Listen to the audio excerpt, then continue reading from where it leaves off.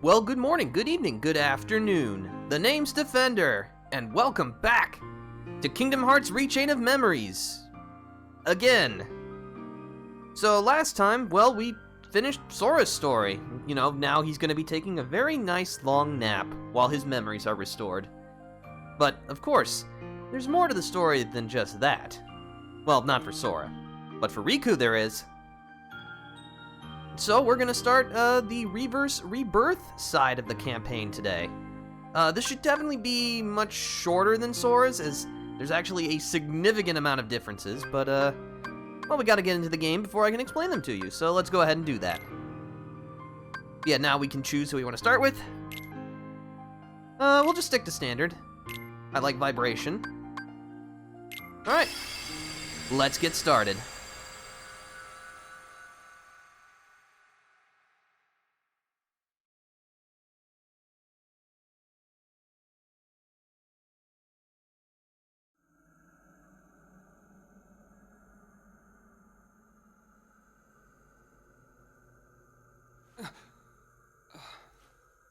Where am I?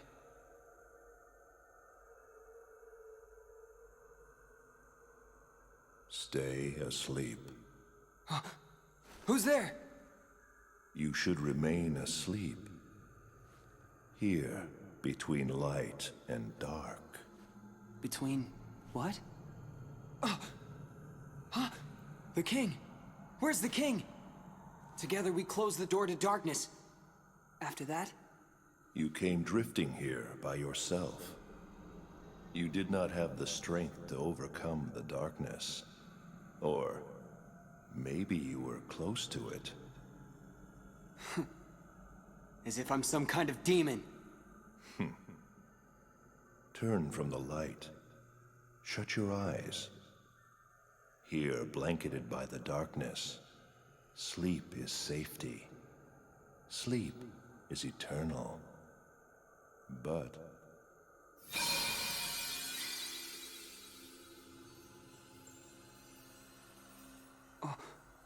What's this? it is a door to the truth. Take it and your sleep ends as you take the first step toward the truth. But know this, the truth will bring you pain. Will you still go? There is no return to the security of sleep.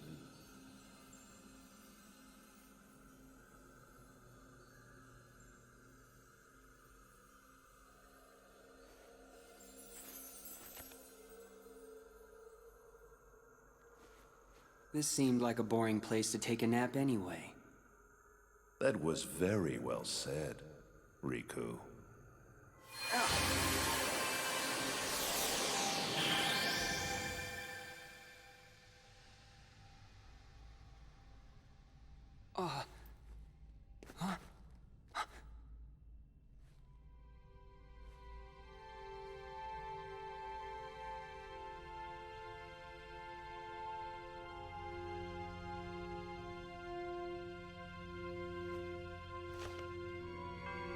A door to the truth, huh? Obtained the Hollow Bastion card. Well, there's no turning back. And now to the good character. Hello, Reen. We're glad to have you here. Hope your Saturday's going well. But yeah, Riku's campaign is significantly different from Sora's. I'm actually gonna save in not that file. Alright.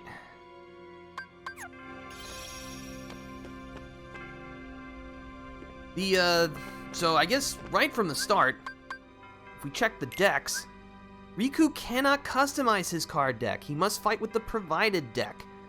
The cards in the deck will change as Riku advances through the game. So yes, your deck is actually predetermined based on which world you're in. There is no deck customization. The only cards we currently have are the Soul Eater, which is Riku's only weapon card, and he's got an item, a high potion.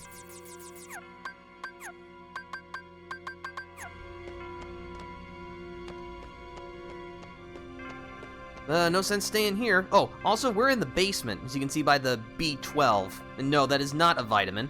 So yeah, we're actually going to be rising up through the basement of Castle Oblivion, because reasons. But just like before, we only have one world we can go to. So we'll start with Hollow Bastion.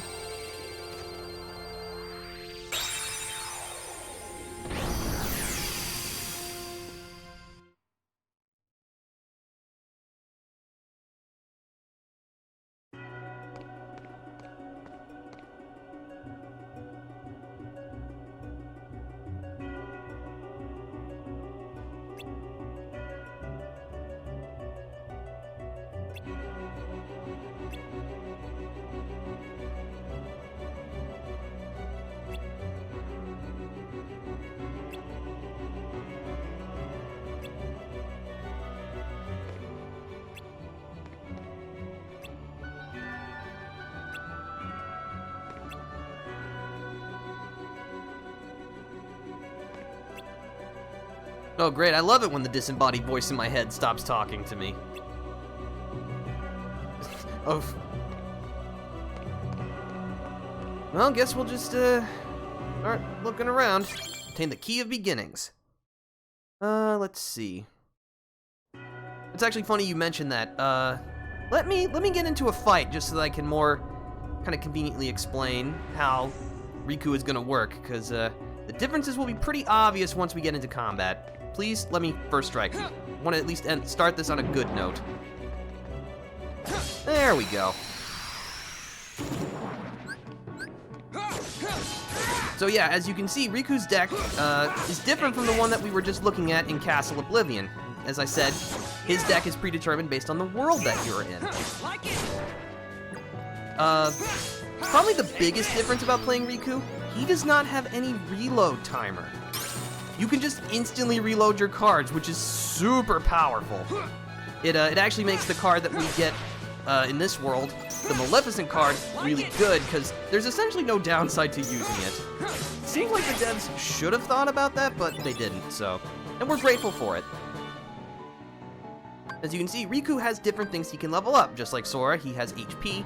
His other two upgrades are an attack boost and a darkness boost. We can't do anything with darkness yet, but the attack boost boosts Riku's attack power, obviously. Because he doesn't obtain any other weapon cards, this is how you increase the damage of your basic attacks.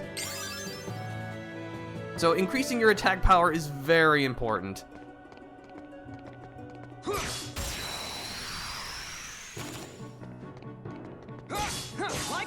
As you can also see, we have a pre-assigned enemy card, the Defender. How appropriate.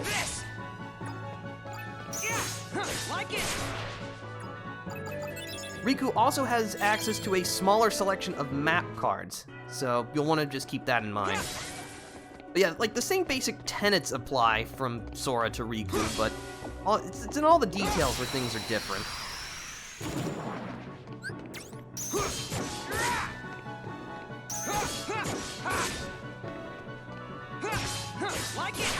Let's see. Hold on. Take this. That's another level. Yeah, in my testing, it seems like Riku levels up really fast in the early game. Probably because we're fighting tougher enemies, meaning that, you get more experience. What's my least favorite Kingdom Hearts character? That is a good question.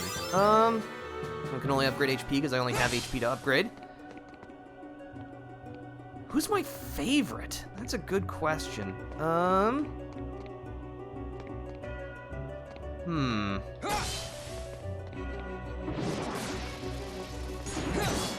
I think...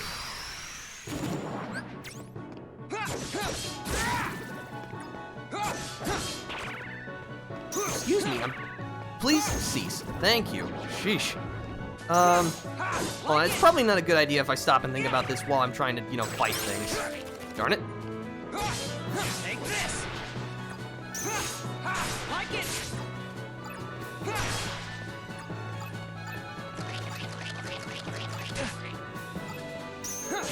Take this. Okay. Oh, and I leveled up. Sweet.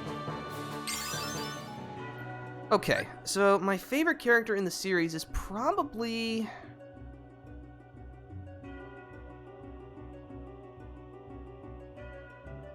You know what?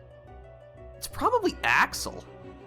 I think it's just mostly because even now, and I admit I still have not finished Kingdom Hearts 3. I'm very conflicted on my feelings on that game, but I think it's just because he's one of like the main characters we still know the least about, it feels like. He always plays this kind of, his own motives above everything else, which is always very interesting. It's interesting to see characters like that. It's just so hard to get a bead on him, really. Don't really know what he's thinking most of the time, since he plays everything so close to the chest. It's just...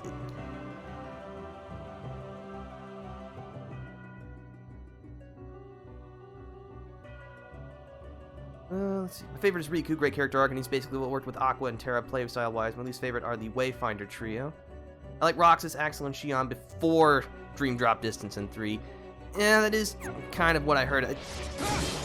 Ow, I've been confused.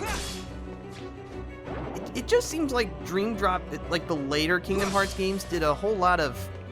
I'm not sure if retconning is the right word, but a lot of basically things that we had kind of taken as truth in the series were essentially just proven to be lies, which, instead of feeling like this incredible twist, just felt like a cop-out.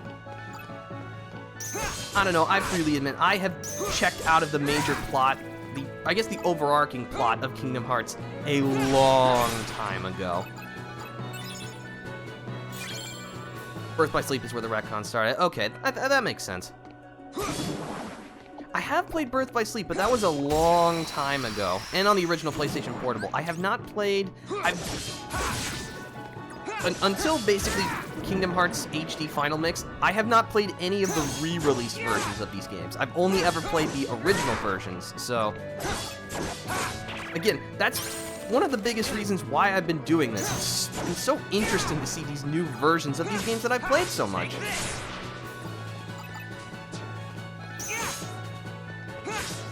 Come on! There we go.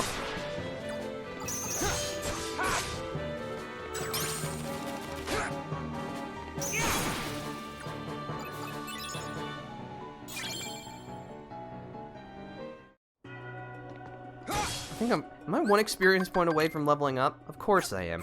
Why would it be any different? Well, nowhere to go but here.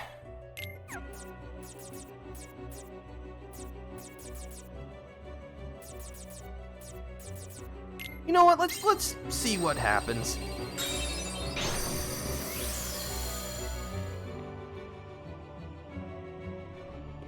Oh, that's another thing to mention.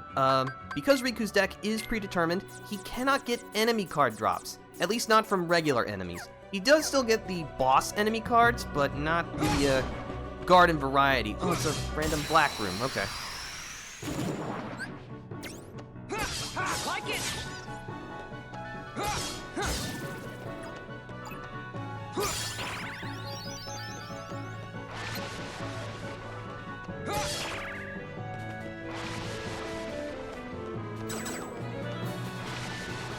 Sensing a problem here. Just reload. That's better.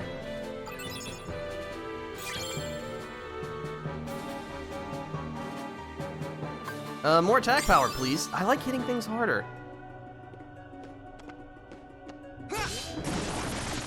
Oh, neat. Excuse me, that definitely should have been a hit, but...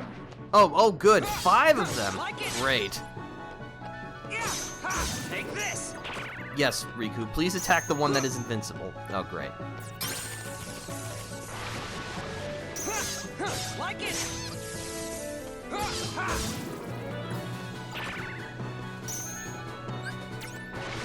Why did I do that? I wasn't thinking. Take this.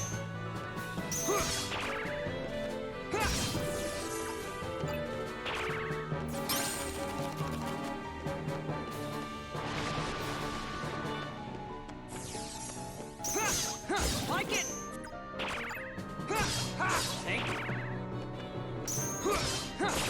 Also, you may have noticed that the card break text now has numbers next to it. That is not something that we can use right now, but it will become important later.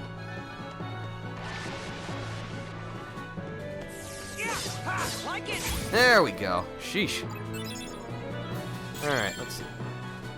For example, it made Riku and Sora gaining Keyblades a lot less special or earned, because, yeah, like before Birth by Sleep, it was just something they just kind of had. It was mysterious. I feel like that's sort of the problem that the later Kingdom Hearts games has, is that they explained too much. Like, were any of us really that interested in why Sora has the Keyblade? You know, he's, like, supposed to be one of the Chosen Ones. You know, I understand that the Chosen One is a trope, but, you know, for a relatively straightforward concept, I think it works. We're more interested in what Sora would do with the Keyblade and this power, rather than how he got it.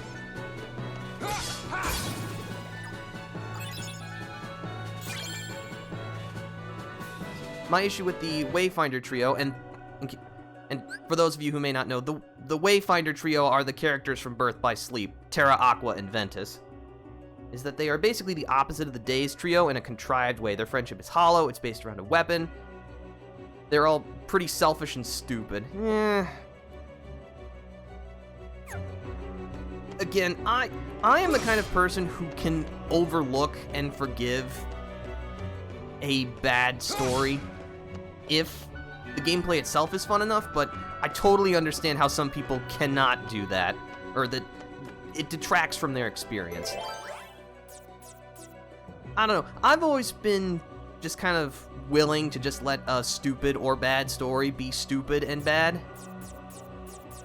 But I do know that for some people that is not acceptable, and that is totally alright. I completely sympathize with your judgment. You know what, let's just roulette our way through this. Oops, bumped my mic stand.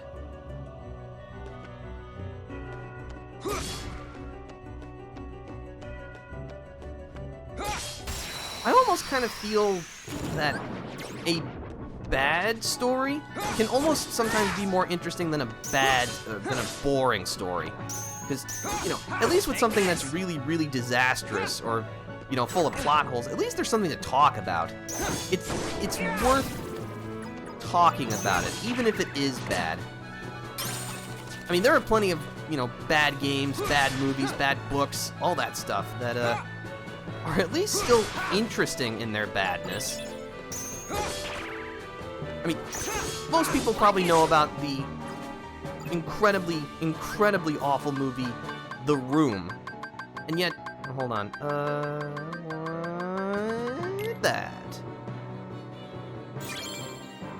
And it's like, yes, that movie is essentially a disaster in every capacity, but it's still really interesting to watch and talk about. And I think there's a lot of people who would prefer that over something that, you know, might be better in terms of execution, but it's just boring or uninteresting. You know, art should evoke an emotion, even if that emotion is confusion, terror, or disgust. You know, at least it's still inspiring something in me. At least I'm still getting something out of this experience. Like it. Take this. Like it.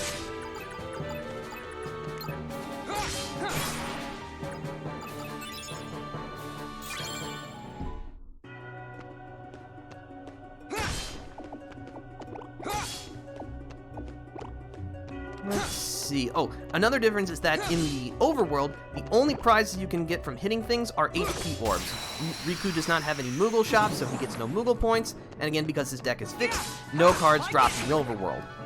And that HP is actually really important because, by default, Riku has no way to heal himself. At least not in, like, his pre-constructed decks. He does have a way to heal himself, but, we actually don't have it yet, so gotta be really careful. Like it. Take this.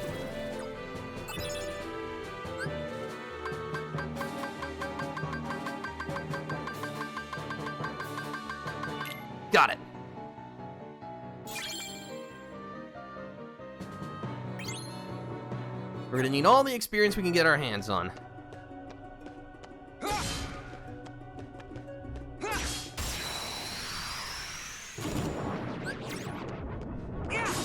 Take this!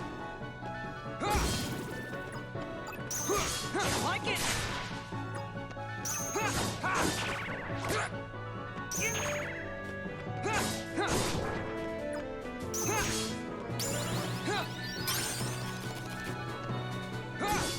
Like it! I do kind of wish that you could reorder Riku's decks. Like, you can't even do that much. That's how fixed they are.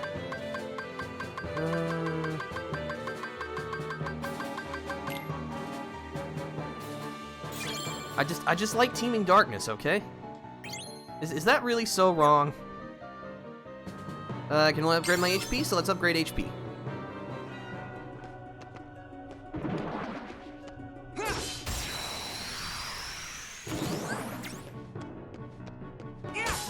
Take this! Like it!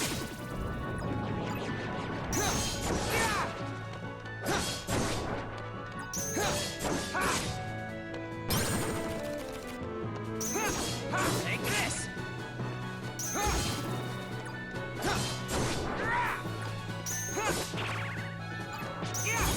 There we go.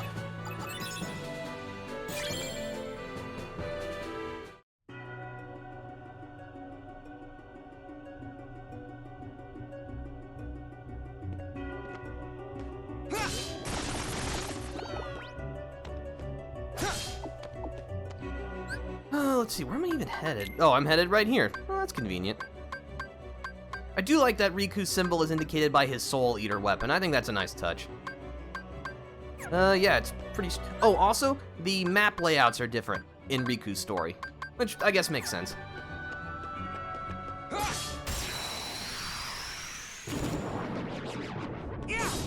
Take this! Like it! Take this!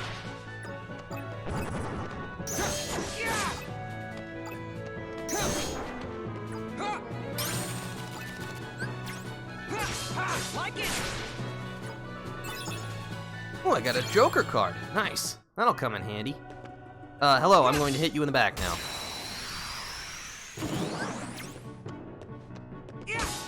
Take this! I do know that, normally I like to put a little bit more time in between projects in the same series just for some variety, but I'll be perfectly honest, I really want to get to KH2 Final Mix as soon as I can.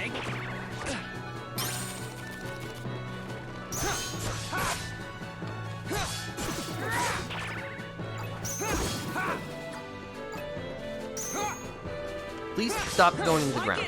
I know that's literally the only thing you're good at, but can you stop being good at it, please? You make me sad. There we go.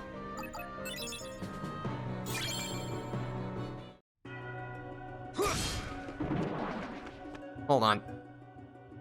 Let's see if I gotta read. Let's see. Terra's issue is mainly he's made into a scapegoat. His story is weaker than Riku's because he's never willing to use the darkness up until his final battle. Ventus is rather oblivious as he trusts his friends when he shouldn't. Here's the worst about Terra, but never questions or how he comes, or he has to come with Aqua even though he knows she wants to take him home. Aqua's inconsistent. She hears more good about Terra from 6 reliable people, but she listens to the 2 villains that are trying to antagonize her. She knows Ventus is in danger, but she never tried to take him home when given the opportunity. She just tells him to go home and walk off. Yeah.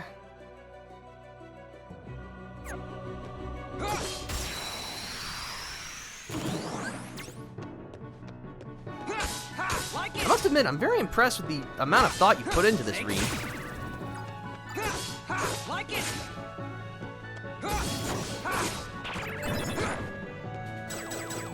Darn it. I mean, only someone who really, really cares about the franchise would be willing to, you know, think about things in that complex of a level. I really hate this stupid Dark Ball. Please stop. Please just... I dislike you immensely. Go away. Ugh. Yeah, that'll do.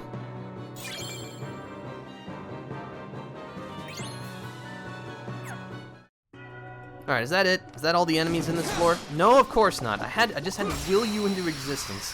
This is so frustrating. Like it.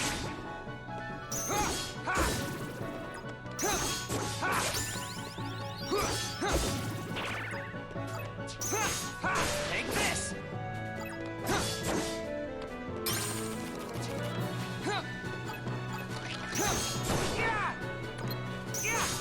Like it. Don't worry, once we obtain this thing that I keep referring to, or I keep alluding to, things will pick up.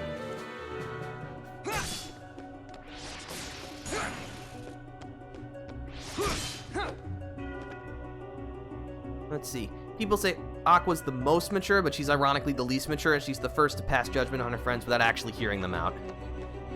Yeah, that's not really a good sign of maturity. You know, being overly judgmental. No, I'm gonna first strike you. That's how this works. There we go.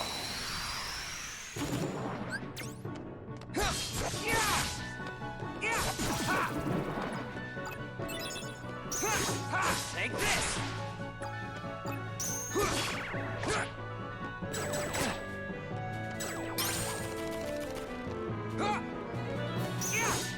Like it. Take this. Like it. Take this.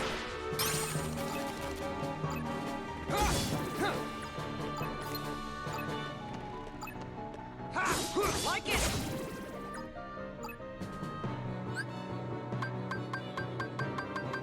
Look at a big card. I'd say that's sufficiently big.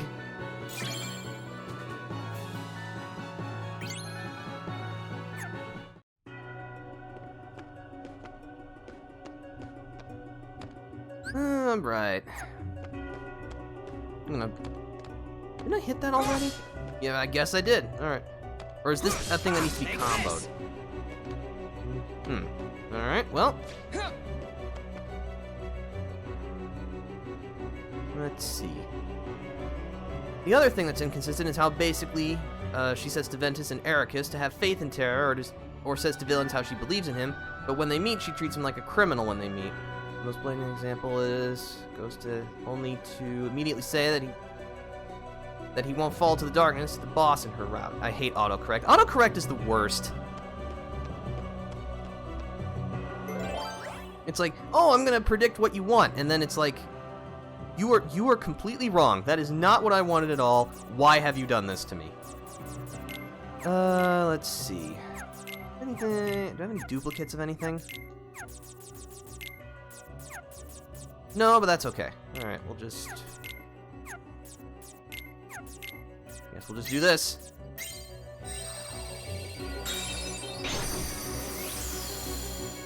Yeah, I always obsessively proofread my sentences when I'm typing online, because autocorrect is, you know, not reliable.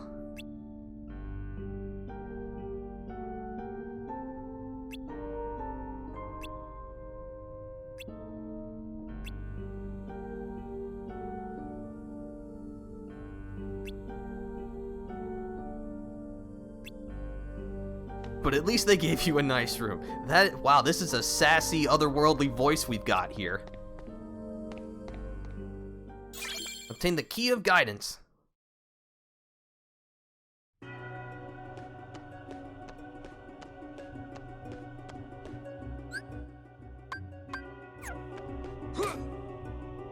Sorry, I'm still gotta shake off the original GBA brain, because in that game you had to hit the doors in order to use your map cards on them.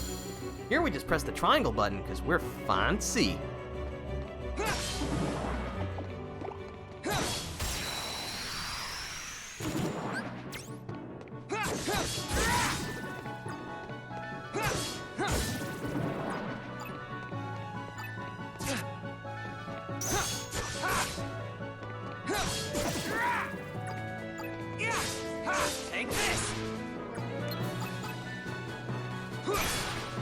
Nice.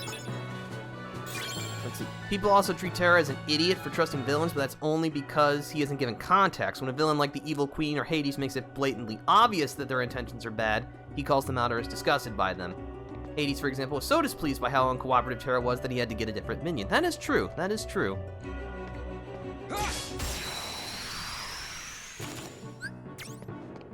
It's like, okay, I don't think anyone would say that Terra is, like, a PhD scientist in training or anything like that, but I think he's just very easy to manipulate, which I guess to some people could technically be construed as stupid, but, there are some very smart people who have been misled by other very smart people. It's not as black or white. Plus, the primary issue is the manipulator, not the person being manipulated. Because, they're being manipulated. Yes, the person may have put themselves into a situation where they can be manipulated, but, the person pulling the strings is the issue here, because they're pulling the strings.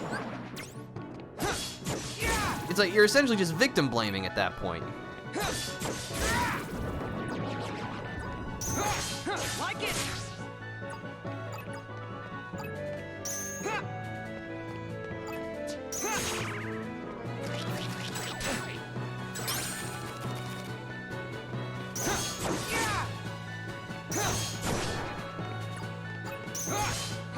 Take this. Like it.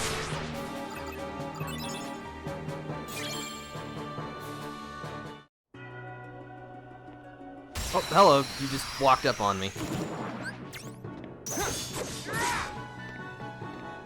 You just get a little more attack power, I'll be able to combo these wizards.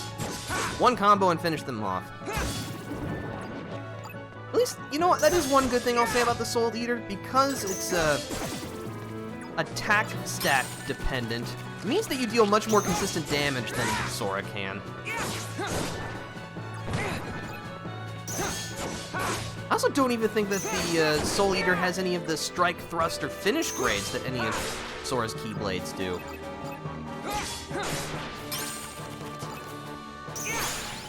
That's another level up. Oh yes, give me that attack bonus.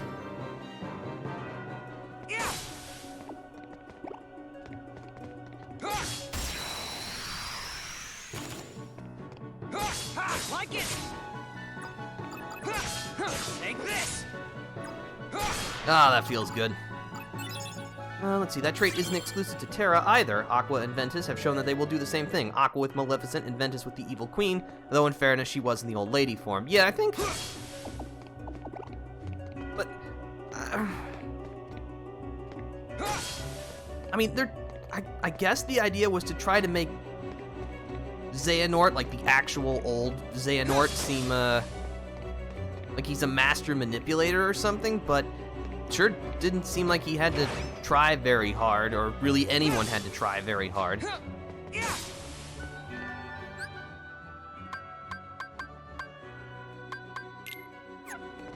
Let's open up that door from the other side, just so that it's a little cheaper to do. No, please do not do that.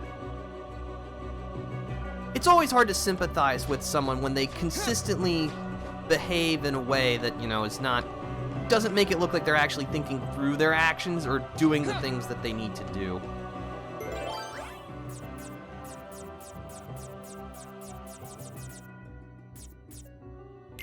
Yeah, let's use this.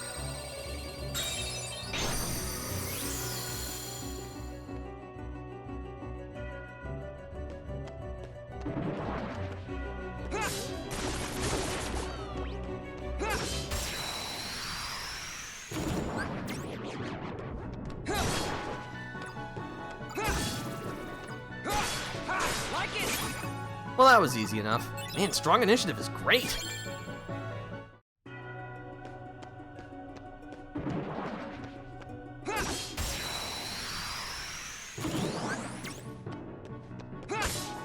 Like it. Take this.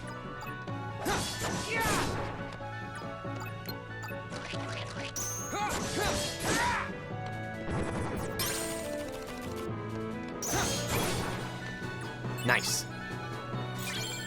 Let's see. My issue when it comes to Aqua's circumstance is that she's given the context that the villains, especially Hades, are lying to her, especially when Zack told her before that Terra had saved him.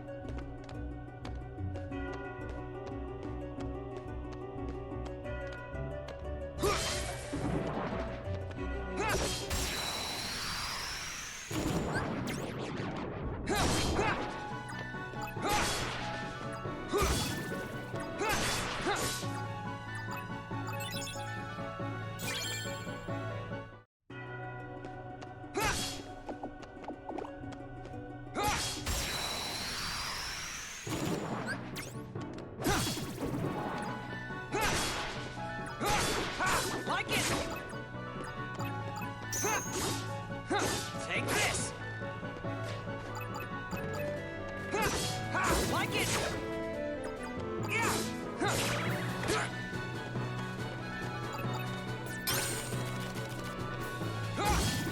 Take this!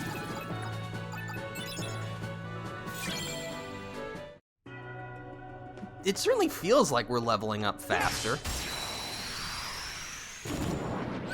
I'll have to double check the first episode of Sora's story, see how many levels we actually got in the first session, because it'll be interesting. Again, Riku's campaign is definitely shorter than Sora's, so I guess it would make sense that they'd accelerate the amount of experience you get.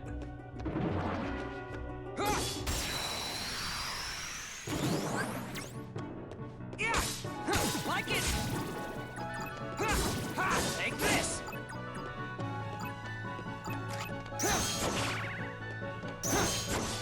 Like it! Take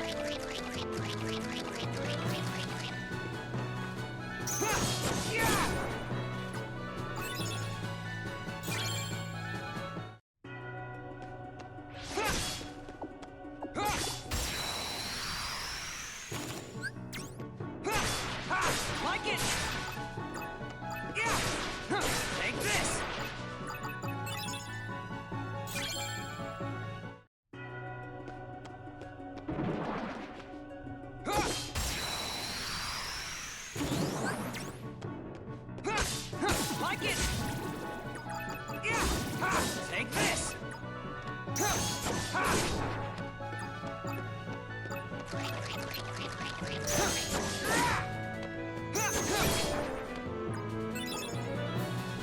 Let's see, Ventus's issue, I feel, is that he should have gone home, or someone should have tried to take him home.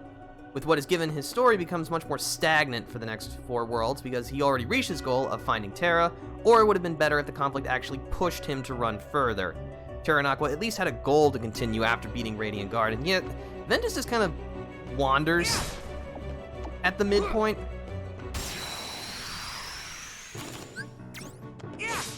Take this!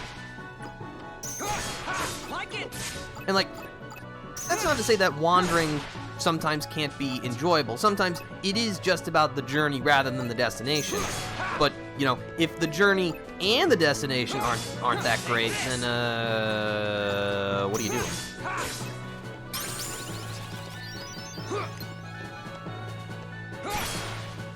Nice.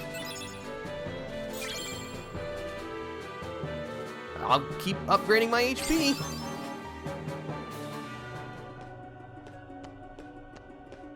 Let's see, that is... Oh, you actually do have to spend to go that way. Okay, well, we won't do that.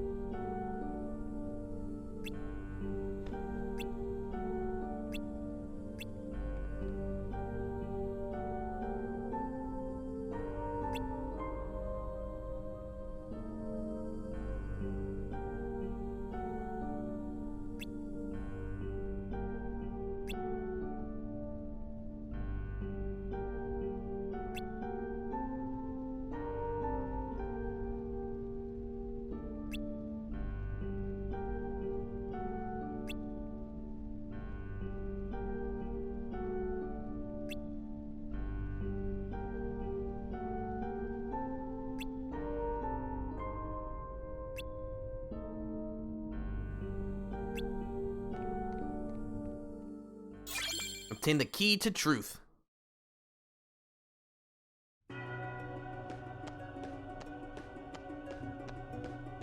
Ventus is also just a plot device to forge the ultimate key. Ah, yes, the Keyblade. And the reason why I say that in parentheses is because it's not actually spelled like K-E-Y blade. But, I'm not even really sure how to explain it. Like, even that is... seems really, really contrived. Like, I get what they're trying to go for, but it just didn't execute very well.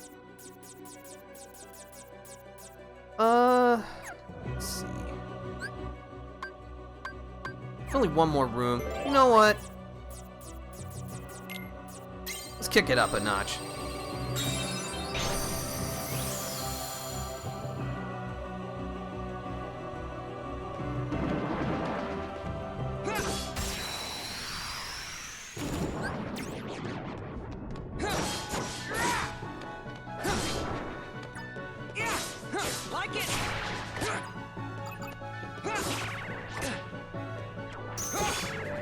I immediately regret this decision I have made.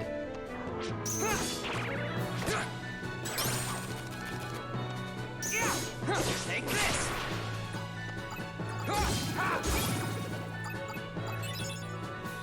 Let's see. Ericus, I think, is the worst offender. For those of you playing at home, Ericus is Terra Aqua and Ventus's teacher.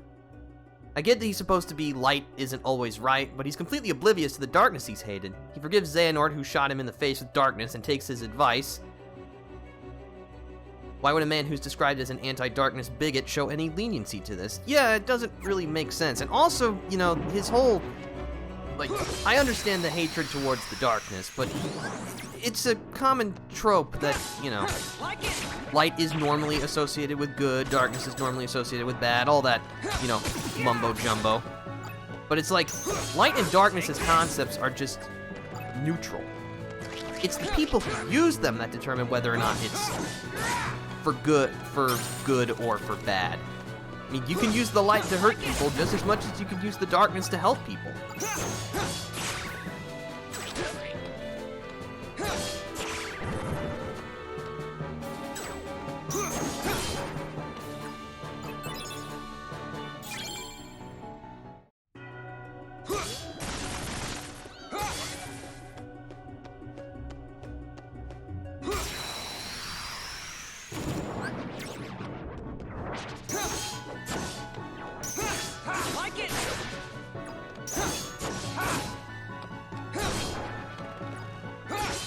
Take this.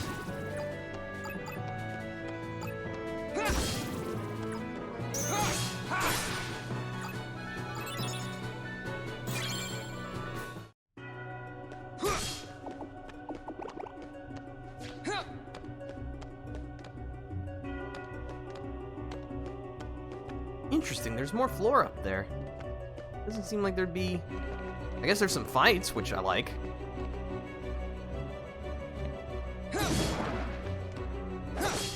I should stop hitting things. I need to make sure I can keep some HP generation. Take this. Like it. Take this. Like it.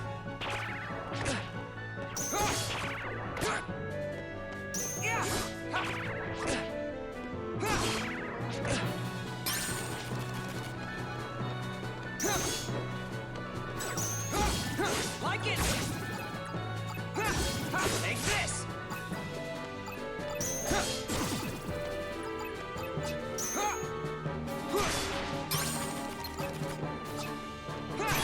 There we go.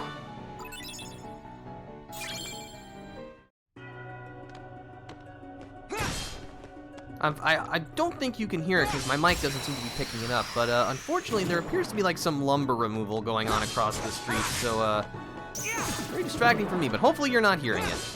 Take this. Like it.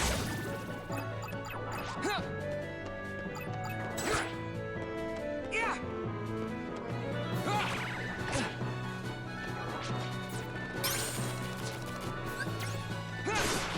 Take this.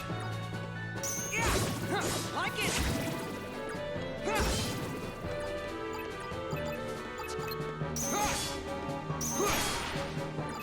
I don't hear it? Okay, that's good. No, I could very clearly hear it. Yeah, I guess there's just more fighting up here, which I'm cool with. Take this! Like it!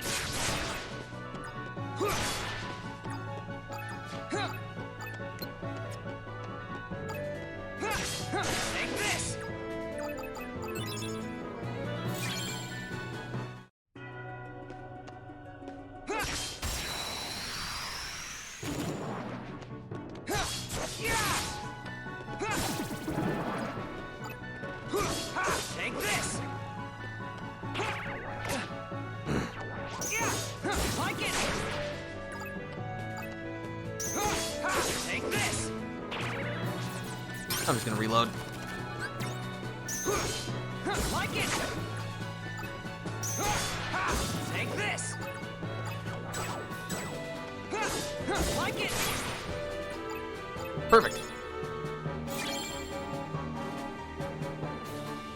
People do tease the who will eat ice cream, but it's essentially who will I be able to talk to. Yeah, that...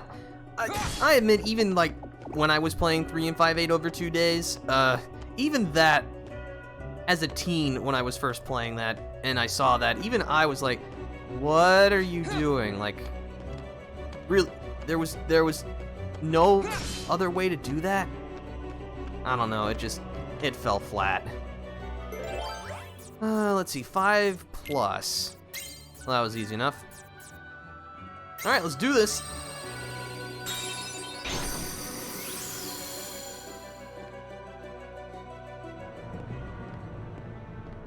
Hello, Maleficent.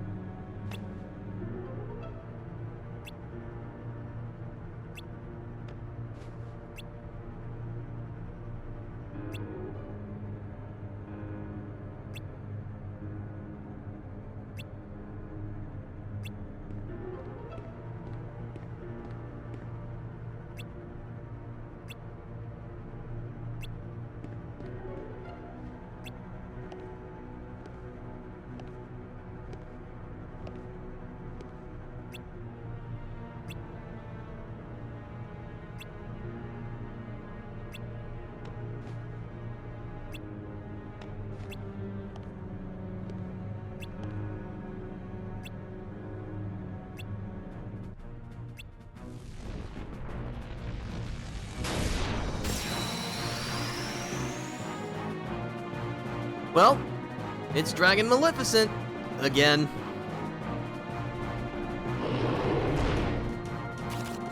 But yeah, as you can see, her HP is not quite as high. I'm however going to protect myself.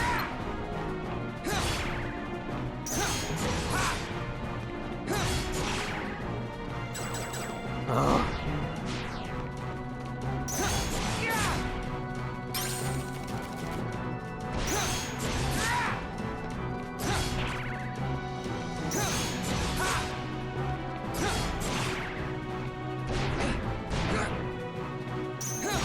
It's also worth mentioning that any fight that could have a trick card drop for Sora will not drop for Riku. He is not as lucky in that department.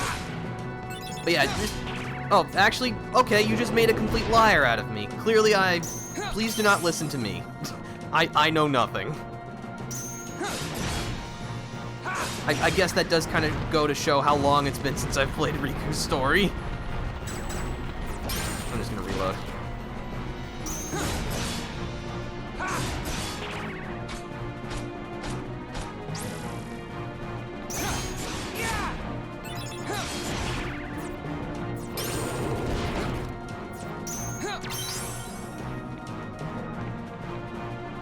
Hold on, I'll be right there. There we go.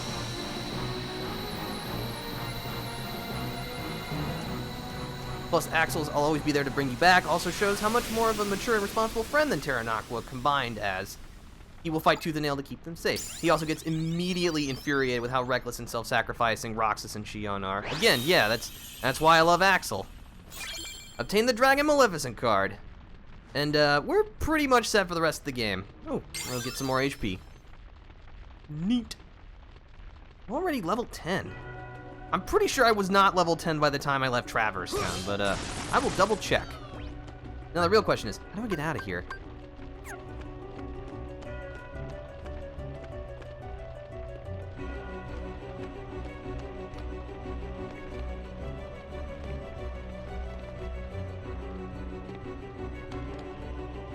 Oh, I see, okay. Then there was a point to going up here.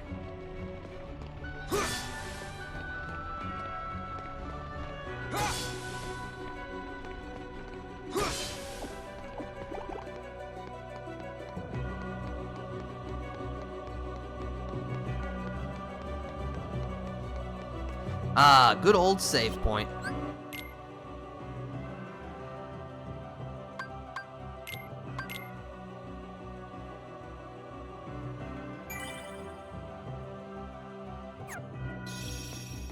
All right, onwards then.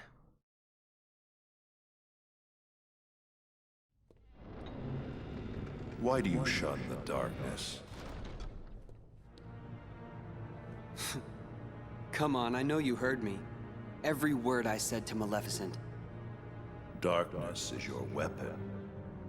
It is time you learned you must accept it. What do you mean? Stop resisting. Accept the darkness. You have no choice. If you are to serve me again. I thought it was you, Ansem. Oh, you don't seem surprised. All you have been talking about is the darkness. I can only assume you want to pull me back in, so you can play Puppet Master. Clever boy. I knew you'd be the one to most appropriately serve me. And now, surrender to me again. You're crazy! Not a chance!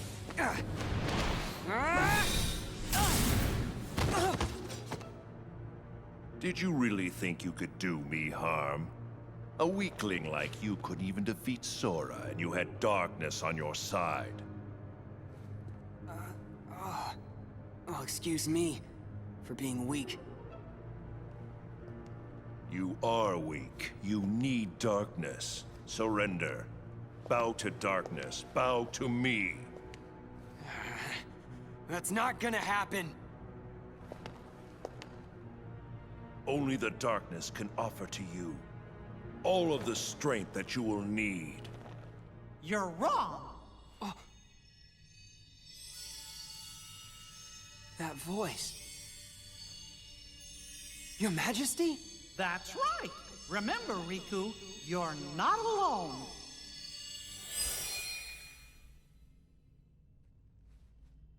Listen close. The light'll never give up on you. You'll always find it, even in the deepest darkness. I got it. I won't lose to darkness. Not today.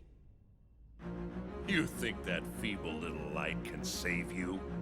From the darkness that I command? Well,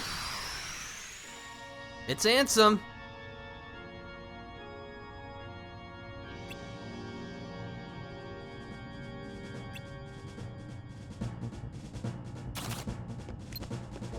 All right.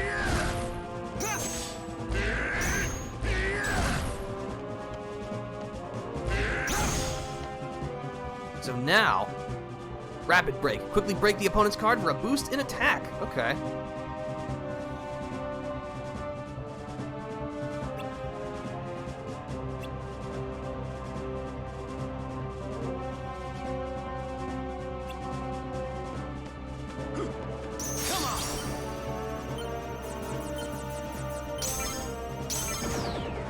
Oh, I see. Okay.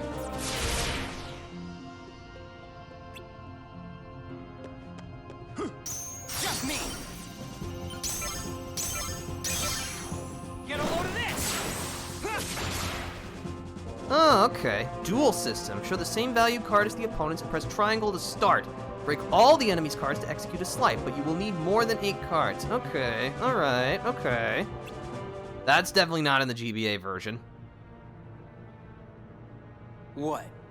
That all you got? It seems to me that you are intent on resisting the darkness. All right, then see it for yourself. This is a card crafted from your memory.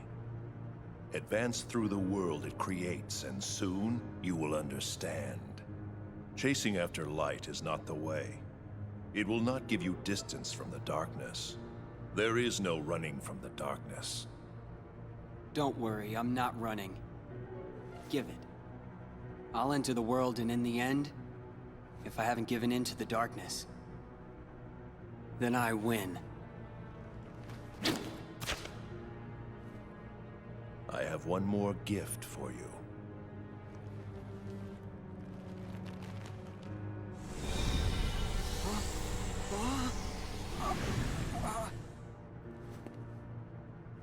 What'd you do? I simply tempered the darkness that yet remains in your heart. You still think that I'd rely on darkness? To use it or not is your choice.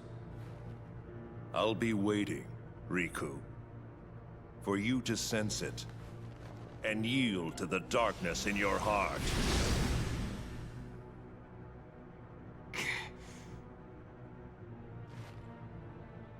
Alright, with that little, like, soul tug, Riku learns Darkness Mode.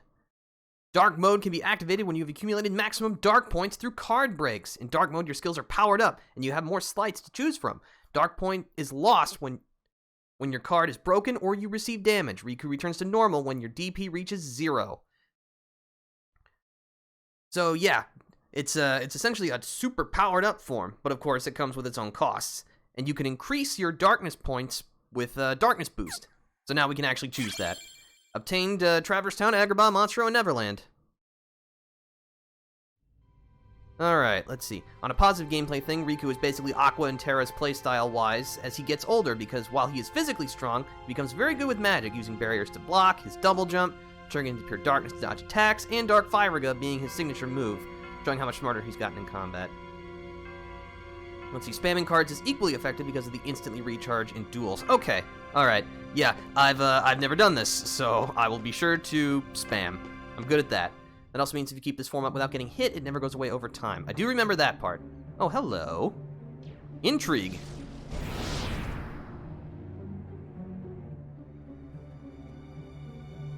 Don't I even warrant a hello, Lexius?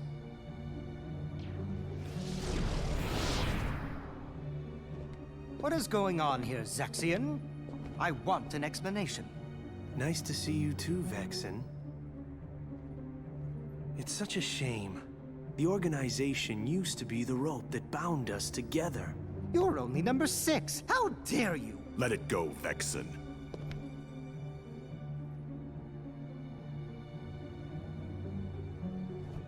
Zexion, tell us. What did you detect? Visitors. I picked up 2 scents in the castle's lowest basement. One of them was Maleficent. Don't be absurd. The witch is gone. She cannot return from the realm of darkness of her own volition. If you would let me finish. The scent belonged not to the real Maleficent, but to a very convincing double. But I truly cannot say much beyond that, since the double is no more. Our other visitor saw to that. And who is it? I do not know for sure, but the scent was very similar to that of the Superior. And yet, not exactly the same, was it? This truly piques my curiosity. Now, what to do?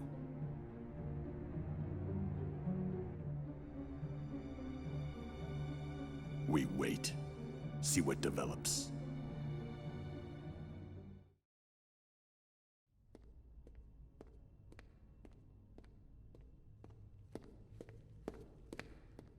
Something smells funny. What's that scent? It's so familiar. Darkness. It's the smell of darkness. I can't believe this is happening. The darkness even seeped into my skin. Don't worry, Riku. Your Majesty!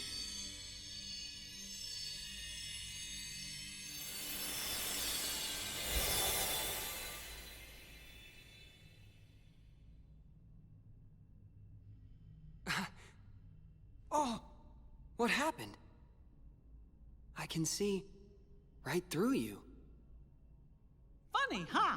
I can only send a bit of my power to this place. That's why I've got a request for you. Request? Listen, Riku. Just because darkness holds you, don't let go of who you are. You've got to fight the darkness inside you. It won't be easy to do, I know.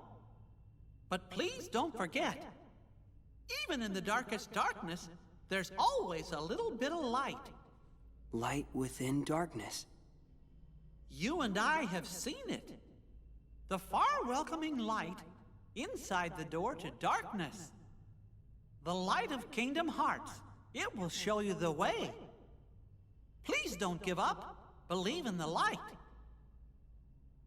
That's a request from my heart. Okay. I'll do my best. Trust me, I'll try to find a way to reach you. I'll get there. I promise.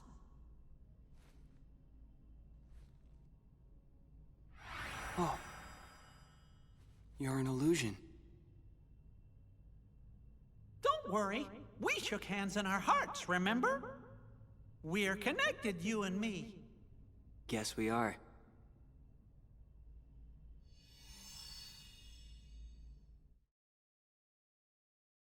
Alright, well that was weird. Also, if you would like to drink yourself into a stupor that only few have ever achieved, please take a shot every time you hear the word darkness. For legal reasons, I cannot recommend this because you will probably be dead in like 10 minutes or so. So please don't do that. But they sure do talk about darkness a lot. Also, apparently darkness smells. That's a useful plot point, I guess.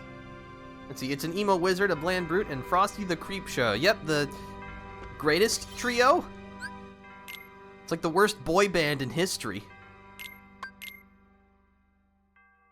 But yeah, now King Minky will help us out.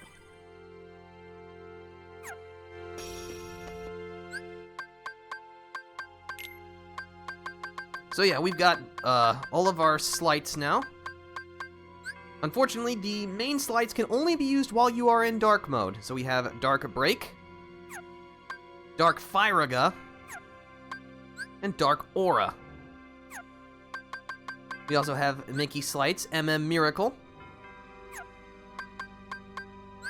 We also have other slights with Mickey, Holy Burst, and Inverse Burst. We've also got our dual attacks. And yeah, that's it. So you cannot learn any additional slights in this game. We have all the slights that Riku will ever have, pretty sure. Unless there are some in Rechain that I'm forgetting that we learn later. Or when you hear the word Heart, Sora, Donald, and Goofy all at once with the Keyblade. Yeah, it's quite an experience. Where do we want to go first? You know what? This is the one that we defaulted to, so we'll go to Agrabah.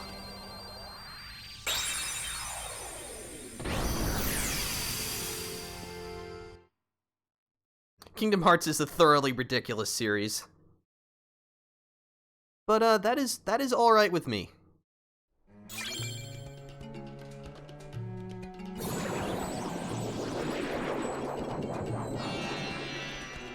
All right.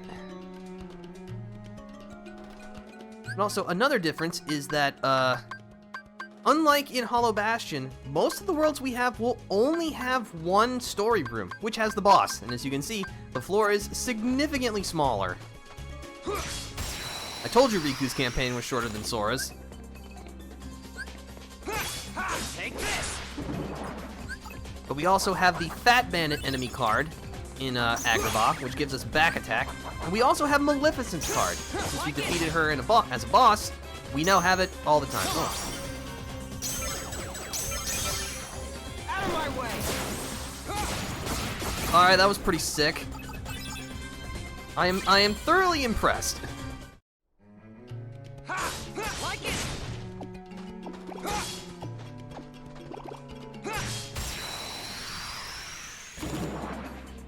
I do have an idea on what darkness smells like, but it's not family friendly. Oh, yeah, I should probably just probably keep that in your back pocket.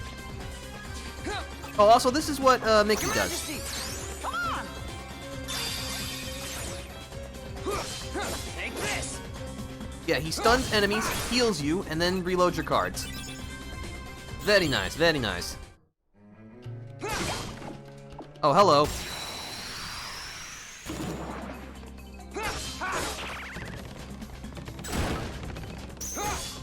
Like yeah. Take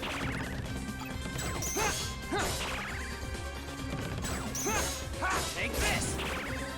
Yeah. Well, that's one way to end a fight. Like it. I must admit, it's weird to see Riku doing the actions that Sora does, like, you know, climb ladders or pick up boxes and that kind of stuff in 3D, having never really seen it before.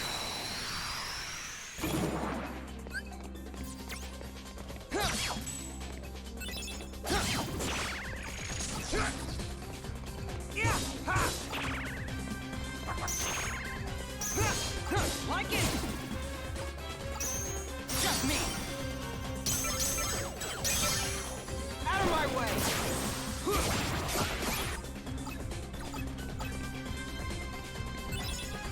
You can also use slides when not in demo, but they're not as strong. That is true. That is true. Your Majesty. Come on.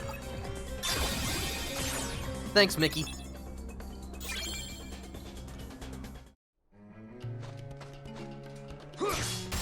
And plus, when you're not in D mode, your slide is basically just, you know, just stacking your cards together. Like it. Not to say that that can't be helpful, but Take this. Come on. Get a load of this.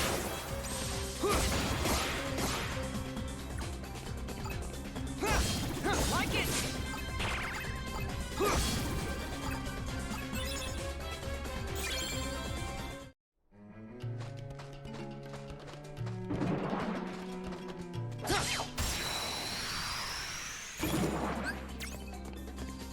Yeah. Take this. yo, that's some pretty good damage from back attack. Yeah. Come on. Out of my way.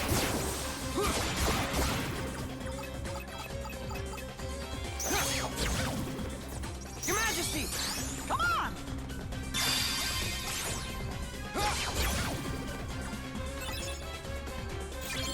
But yeah, now that King Mickey is helping us and we have access to dark mode,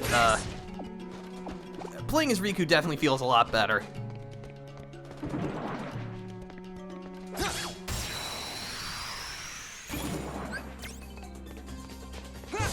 Like.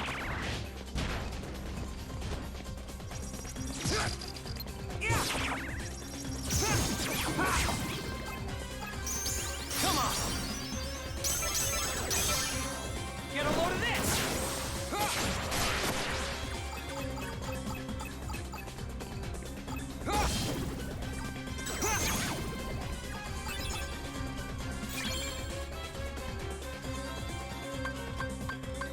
Could boost my darkness, but you know what?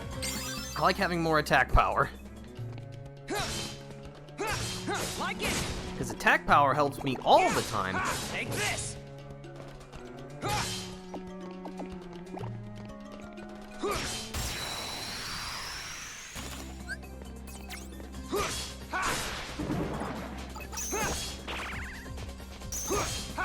Like it! Come on! Get a load of this!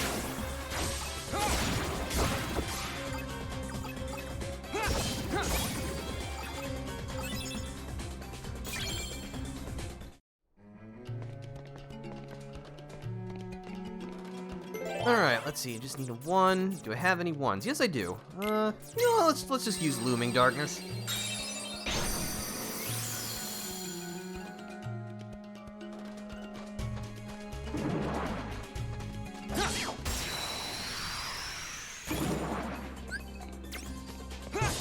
Like it!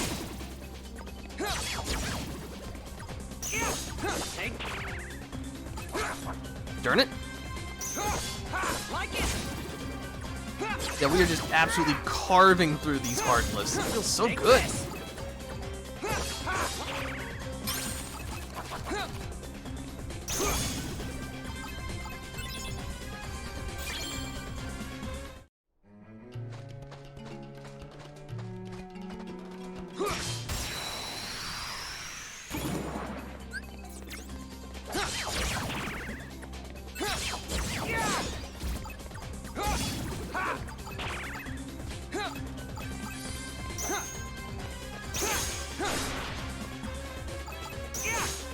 Take this! Your Majesty! Come on! Your Majesty! What, are you serious? Alright. Come on! That's better.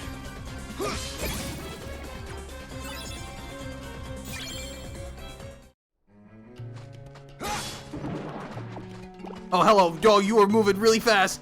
Oh boy. Man, he's got that schmovement. That was probably one of the most frightening things I've ever seen in this game. I've never seen a fat bandit move that fast before. That was frightening. Like it!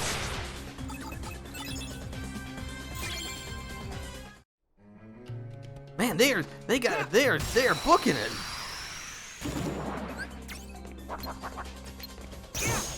Take this!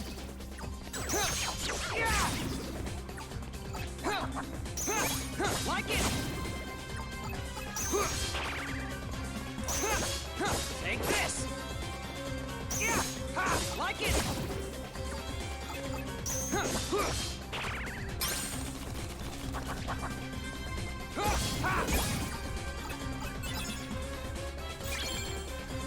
So it seems like you need, I guess it's like, is it 25 darkness points? Like it! Or is it 30? I'm not sure. Take this! I'll find out once I actually am able to activate it for once. Oh, hello. You startled me. Oh, hold on. OBS has decided to stop. Give me a sec.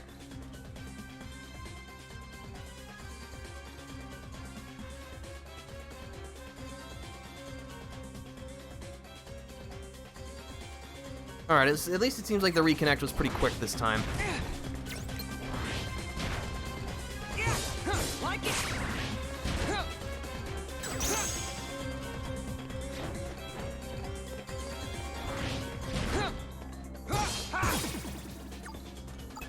Really, just one fat bandit was the enemy. Alright, whatever. Take that, I guess. Like it!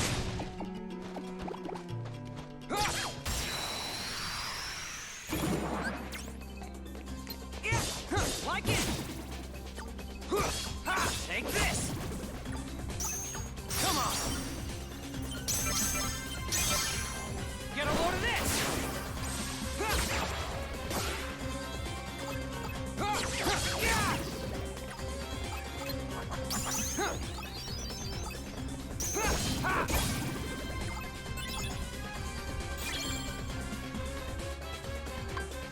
Alright, you know what? Let's crank up my darkness.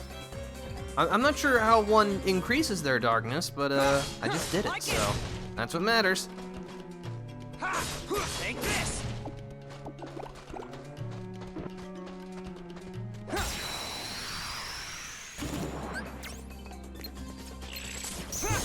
Like it!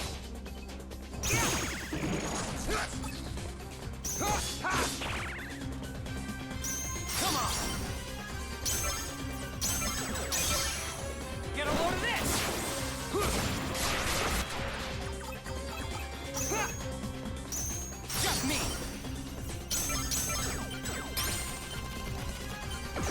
Ah!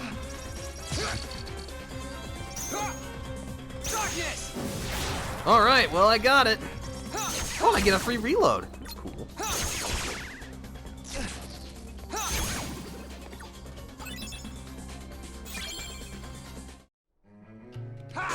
Like it!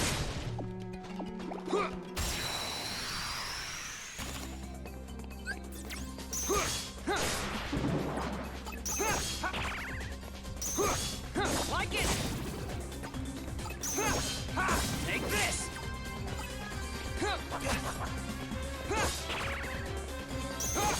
Like it!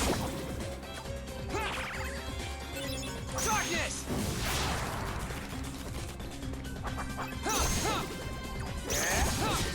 Ooh.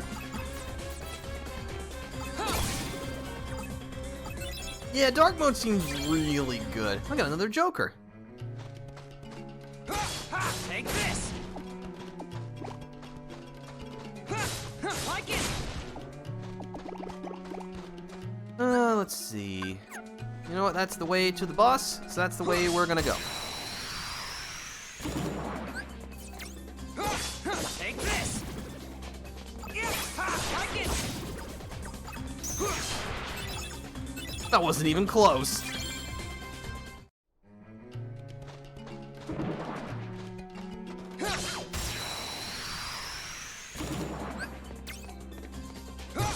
Like it!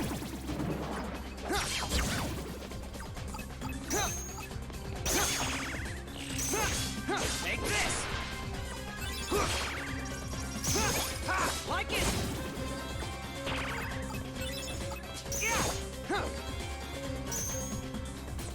Yeah, I don't want to deal with that. Darkness!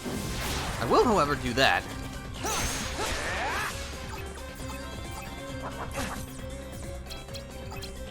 Your Majesty! Come on!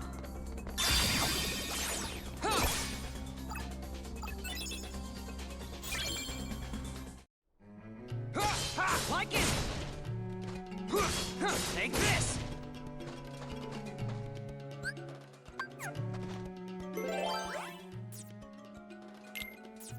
I mean, it's working so far.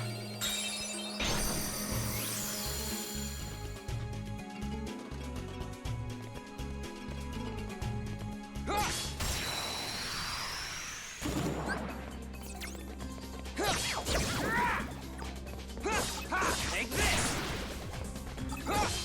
Like it! Like, this is even just... Oh, yeah, Overdrive is really good with Riku. I guess that kind of makes sense, you know, Maleficent was essentially the catalyst of all the darkness in Riku, so I guess it makes sense. Like it! Take this! Just me! Out of my way!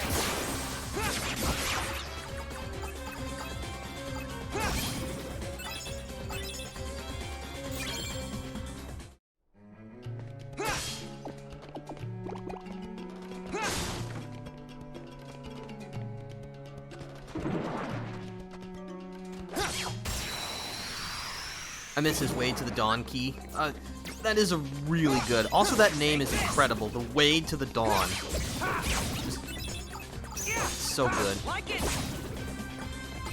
Yeah, although I do agree, I would say that, like, the name Soul Eater is a phenomenal weapon name.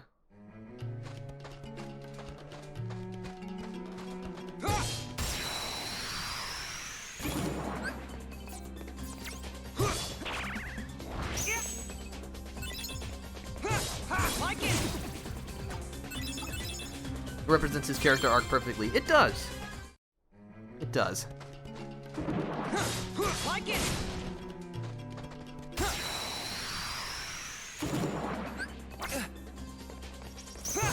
Thematically appropriate. That's what we like around here. Come on. Out of my way.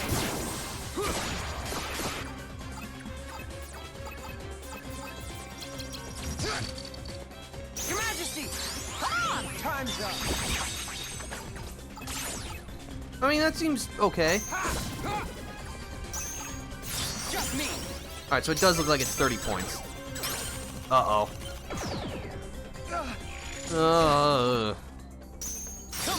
Alright, we'll do this again. Get a load of this! Yeah, spamming is definitely the way to go with this. You are absolutely correct. But oh no, Evil Eye, we can't have that. Let's just give him a card key. You want more darkness? No, I feel like I should try to maintain something balanced, because trying to rely on the darkness too much might backfire later on. Take this!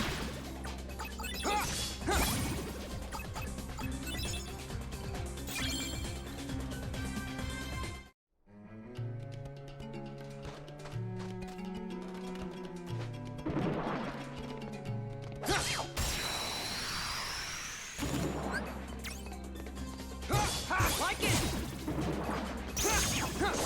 Take this! I did probably think that Riku's campaign is easier than Sora's, just because, well,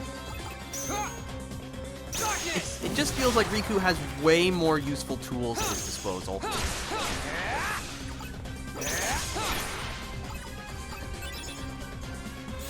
Wouldn't it be just to level up till the game halts you for this floor? Oh, really? Is there like a level cap? Like the game prevents you from reaching a certain level on each floor? I don't remember that in the GBA version. Or maybe I just completely forgot. That's possible, but I do not recall such a thing. Take this! It does seem like a kind of a weird choice. Like, I understand you're trying to make things Like it! balanced and, you know, that I can't just completely power level my way through everything, but trying to restrict player experience, both in the literal and figurative sense, is a really hard thing to do. Because, you know, if you're too heavy-handed, then it feels like you're just kind of basically saying, this is how you can play our game, and nobody likes to be told what to do. Like it! I figured more of a stat cap for that floor, like they stopped you from boosting attack for now. Oh, okay.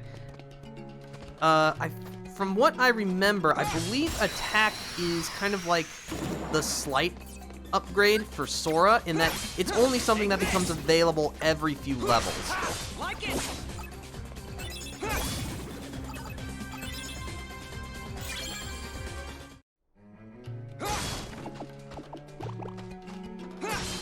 Take this!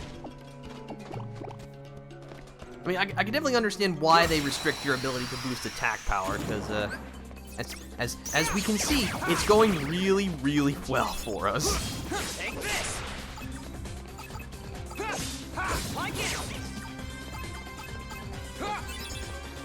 But I mean, also, it's fun to just hit things really hard. Come on! Alright. Out of my way!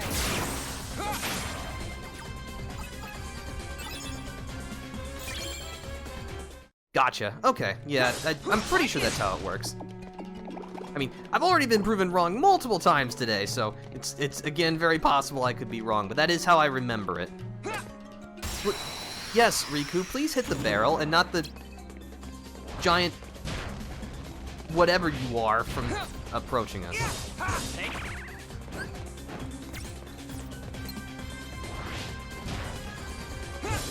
like it!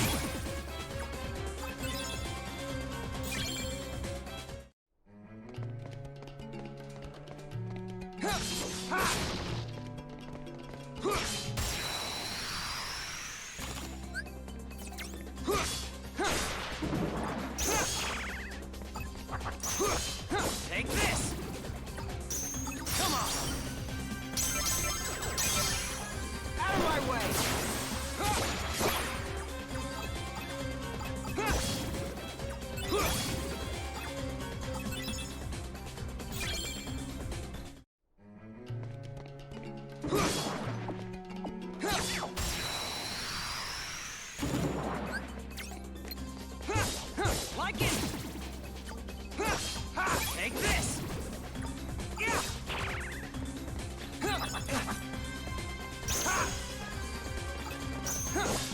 Like it!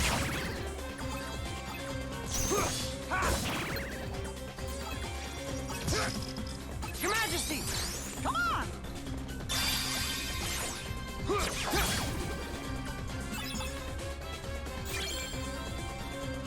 Let's see, 187.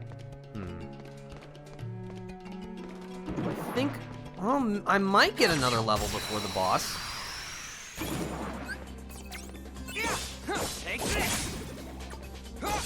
Like it!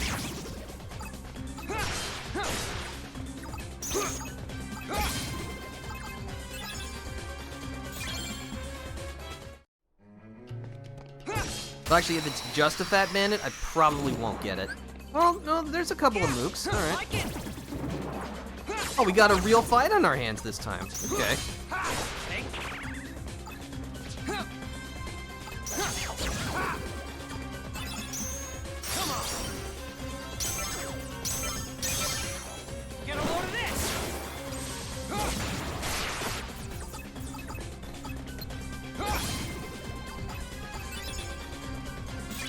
Almost, not quite. Also, use Jafar more than Maleficent in Wonderland. The card values in that world stink. Yep. Okay. Like it! Yeah, like, the Jafar card is really broken. Let's see, this leads me to... You know what, I'm feeling pretty confident, and Jafar is a, you know, he's Jafar in Kingdom Hearts. He's pretty easy, so, we're just gonna go for it. Do I have any copies? Yes, I do. Here you go.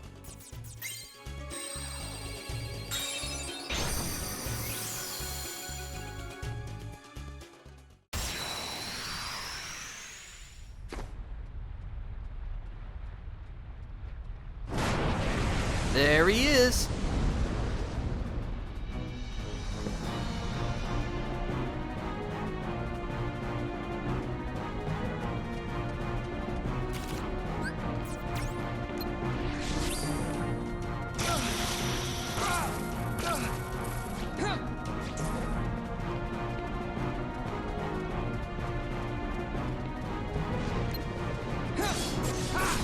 Oh, that is so much damage.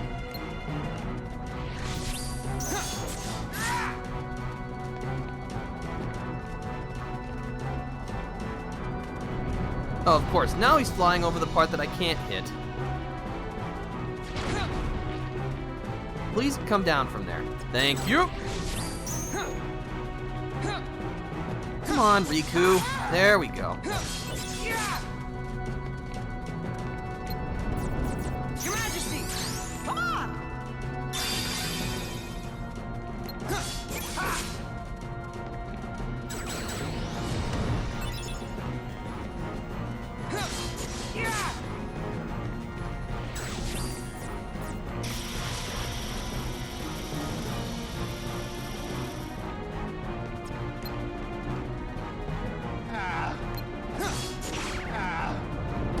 Ow.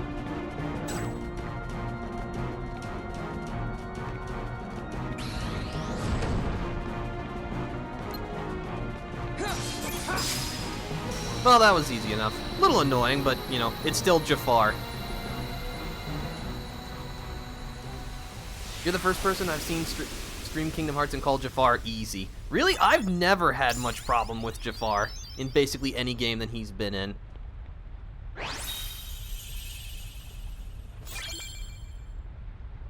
Got the Jafar Genie card. Oh, and a cool thing, when using a duel while a boss card passive is up, it doesn't count down the cards much. Oh, okay. Interesting. That's always good to know. Yeah, just more attack power, please.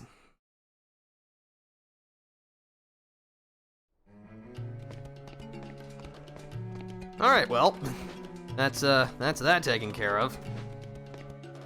I do see we do have to work our way to over there, so I guess we'll just work our way over there.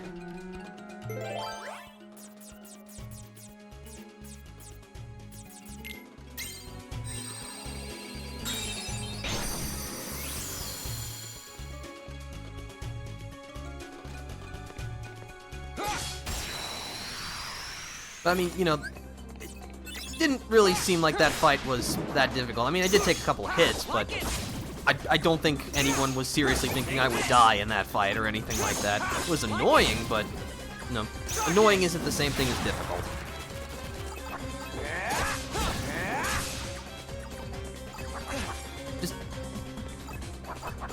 Okay. For some reason, it felt like Dark Riku had an increased pickup range on the experience, but that was probably just my imagination. Oh, and one other thing, because we keep defeating bosses, we don't actually have any card point limits, so we just get all of the boss cards in our deck, which is really nice.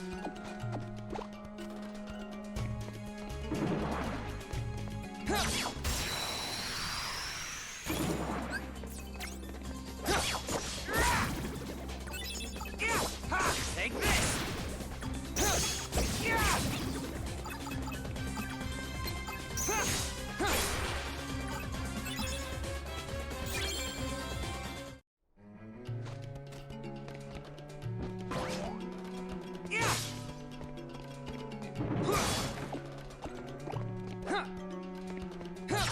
Thank you for holding still while I fumble about with my attacks. It's greatly appreciated. Like it! I mean, I guess it would make sense that, I see Jafar is pretty easy, because I have been playing these games since they originally came out in 2002. So, I'd like to think I have a decent amount of experience, at least in the, you know, KH1, Chain of Memories, and 2. My experience with the later games is a little more limited, just because I've played them much less. I'm not sure if that says that those games are worse, or if I just, like, grew out of the new ones, or what, but, yeah.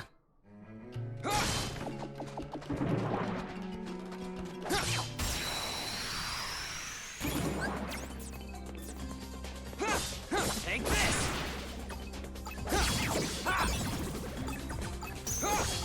Like it!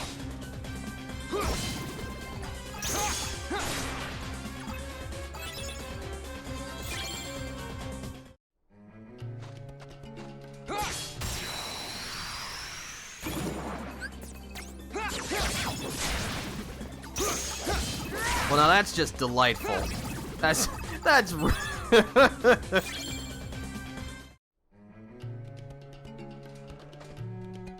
I noticed people who didn't grow up with KH were far less patient with the writing issues. That makes sense, because, you know, if you're with something for a while, you recognize that it had a really important part of you.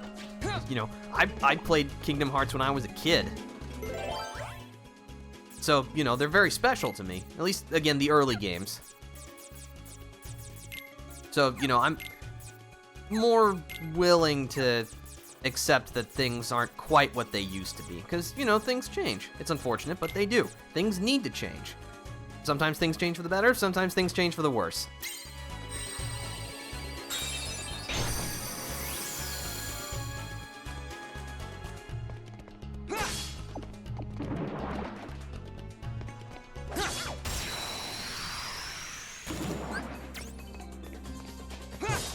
Take this!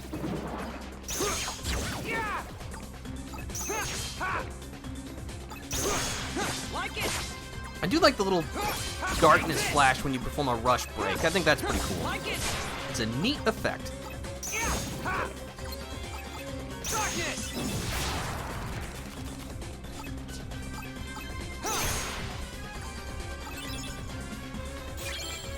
The first 4 games were definitely the best aspects of the series plot-wise. I do agree, because I think the reason why is because they kept things more straightforward. Again, as we were kind of discussing previously, once the game started to explain a lot more, go more into, you know, the background of things,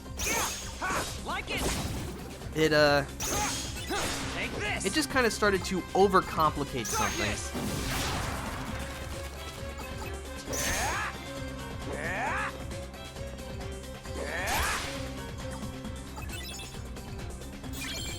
Sometimes keeping it simple is best.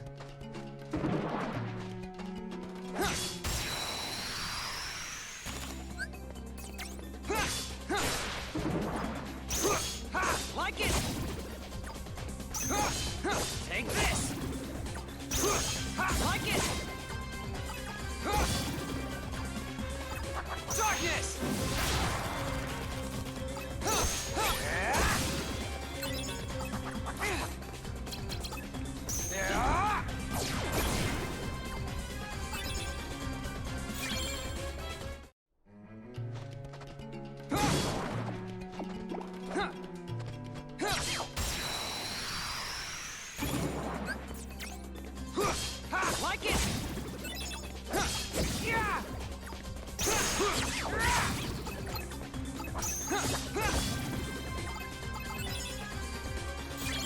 There's nothing wrong with secrecy or complex storytelling. Kingdom Hearts was already complicated to begin with, but you could at least explain what the characters and villains were. Birth by Sleep Onward made things illegible.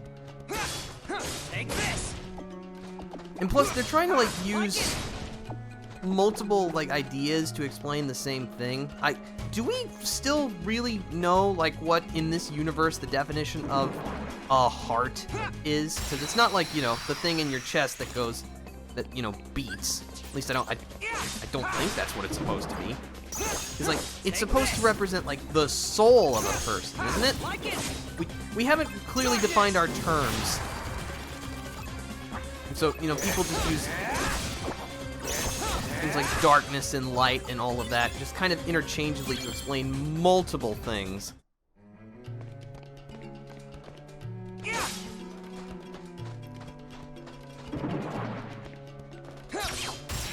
It's like they always say, the devil is in the details.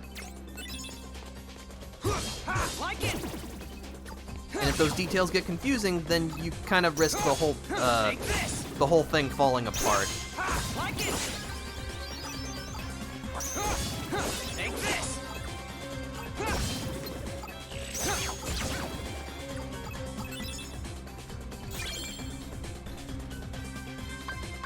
Let's get some more darkness. Let's see, this just takes us back to here. That's not important.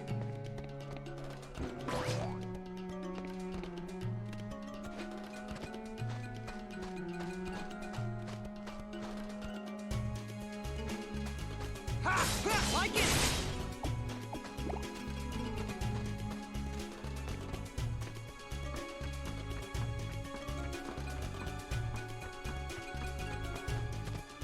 Alright, the second floor is already... sorry, the 11th basement. That's gonna be weird. Is already in the bag.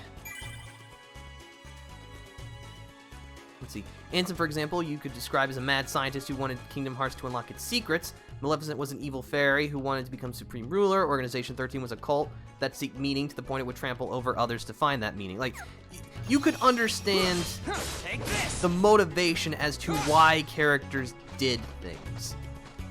That's kind of the idea. If you're not really able to understand why someone is doing something, it's really hard to attach any kind of meaning or... what's the word that I'm looking for?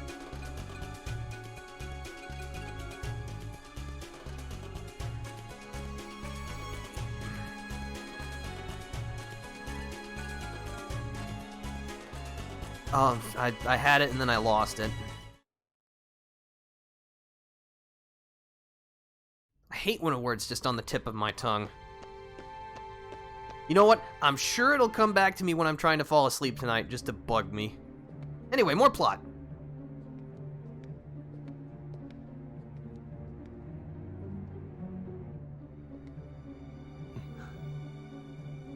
I have identified the scent. It is Riku. Riku, you say?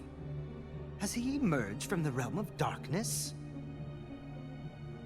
His existence, it was once doubled in the darkness. Fascinating. That's why you mistook him for the superior. The dark power given to Riku facilitated his escape from its realm. What I want to know is why he appeared here in Castle Oblivion. That's really quite simple. His existence resonates with that of another hero. Sora is in the castle? He arrived earlier. Marluxia is already using Naminé's unique powers to meddle with Sora's heart. Without even bothering to consult us. It seems he desperately wants the Keyblade Master for himself. What a foolish plan indeed. Sora's is not such an interesting existence. The entity that holds true value is Riku, the hero of darkness.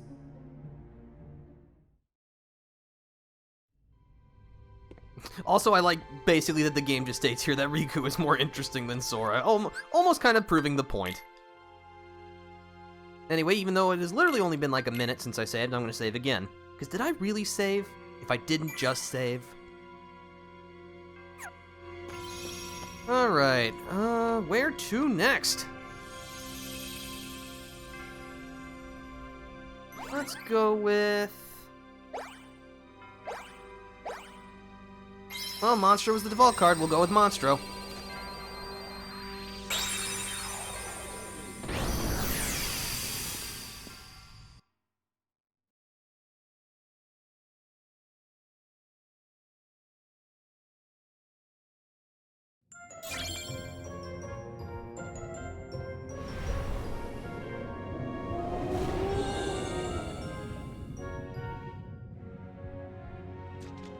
Alright, let's get a look at our deck here.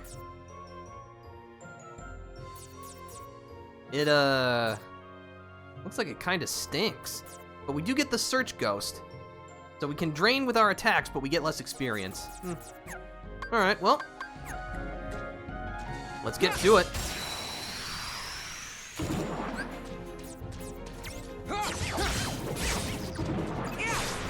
Like it!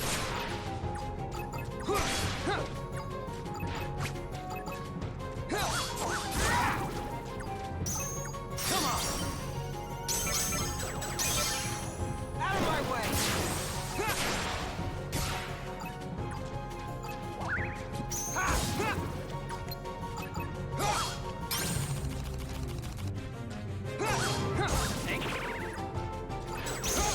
Like it! Plus, Marluxia and Larsheen's treatment of Naminé shows how they are hypocrites because they don't trust Xemnas for treating them like tools, or they don't have their best interests in mind, but they treat Naminé the way Xemnas treats them. It's complex without being convoluted. There's a fine balance in trying to strike that. It's very easy to tip into the, everything is ridiculous camp.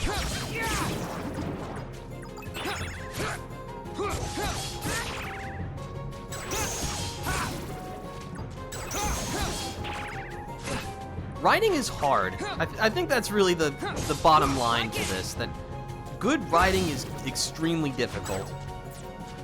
Your Majesty! Come on! Take this! Don't worry, I'm just gonna walk my way over there and slap you.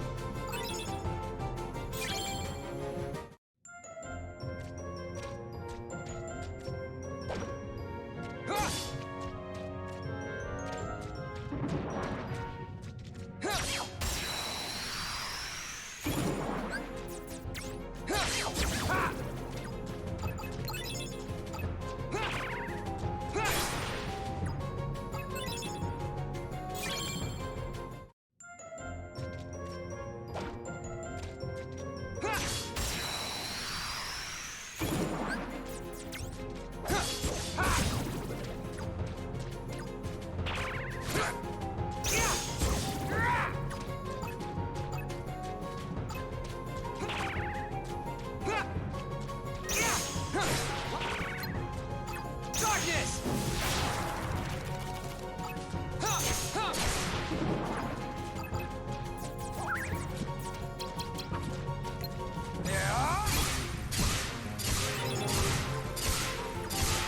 Ah, yes, the Pogo of Death. I see that we're using the Scrooge McDuck school of combat.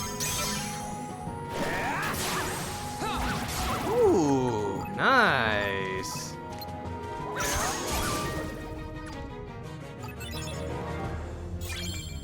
Meanwhile, Kingdom Hearts' own excessive need to explain things kind of does make villains less sympathetic or contemptuously pathetic. Because by Dream Drop Distance, nobody has any free will. It's just Xehanort. Yep, it's just the Xehanort show. Because apparently everything for like over 10, 15 years, all of the deaths, all of the betrayals, everything happened exactly as he intended. And that doesn't make him seem like a super calculating, you know, genius manipulator. It just makes everything look convenient and contrived. Out of my way!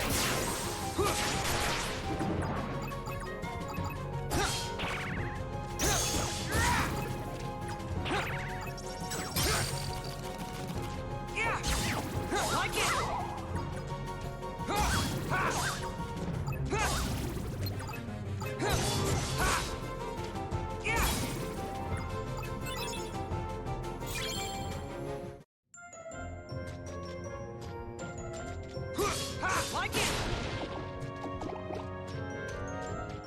Let's see, so where do I need to head? Oh, interesting, it's just a straight line. Okay, I can handle that.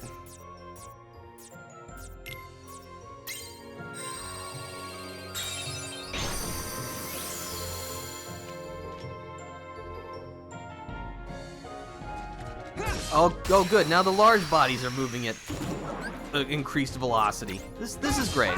This is exactly what I wanted. Just me. Ooh! Take this. That was pretty cool. Too bad it was only just the large body. It's still really funny and frightening to see such big enemies moving so fast. Take this.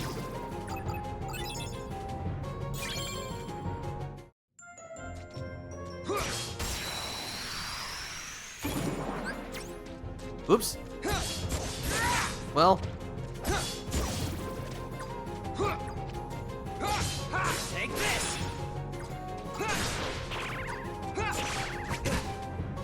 Well, I guess a little less experience for one fight won't be that bad. Your Majesty. Come on.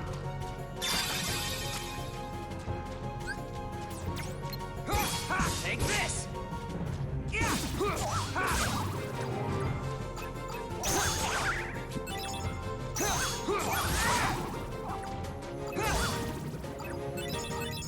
Cool.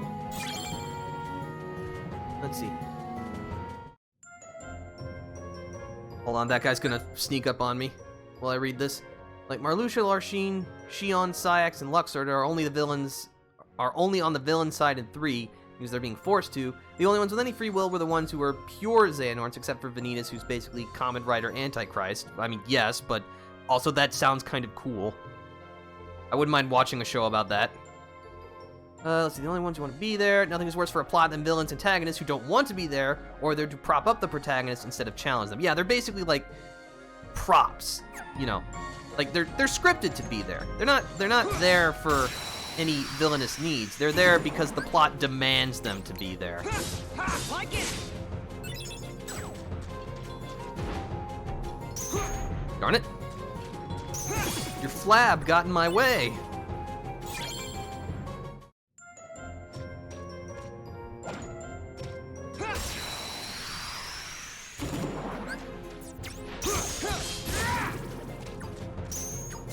Just me. Get a load of this.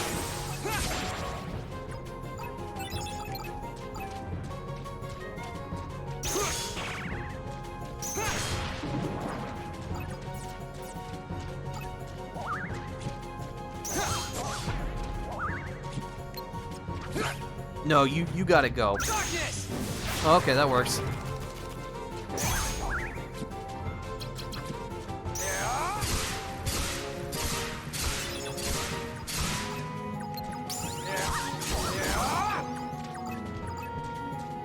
Oh, you're still alive. I thought the fight was over. Now it's over.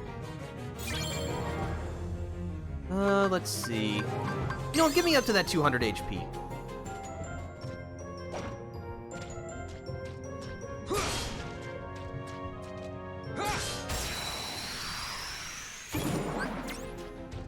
Darn it, I chose my enemy card too quickly. Just me.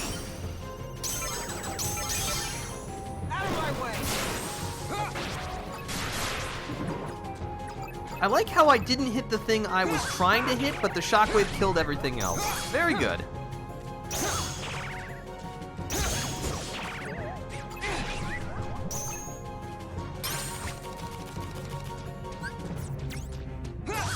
Take this. Darkness.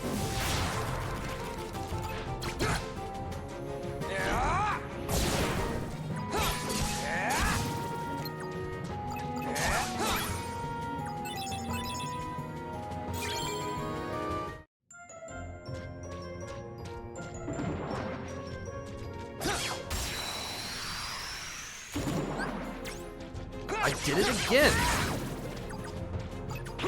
Letting my monkey brain get the better of me.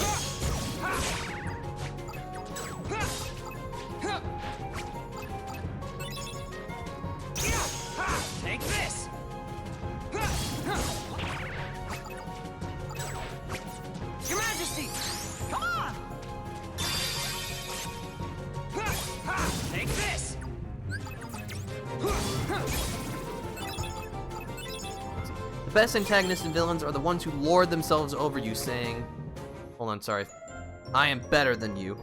Sure, an antagonist can grow past this and gain respect. The protagonist proves them wrong, but it works because you watch the struggle, you see what they go through, and how they push past it. A Disney adaptation that is a clear offender is Captain Hook, who's more of a victim of Peter's insistent bullying, and basically how Peter is the god of the island. That is true. Take this! Captain Hook is basically just the punchline in the Disney adaptation. I mean, he's funny, but it's really kind of sad. I mean, he is still technically the villain, but it's like, there's like maybe one or two times in the original Peter Pan movie where Captain Hook is, you know, genuinely a threat. And it doesn't last very long. Like, I've actually read the original Peter Pan book, not a long time, but I do remember reading it, and it is very interesting to see Peter's character in that as compared to the Disney version. Darkness!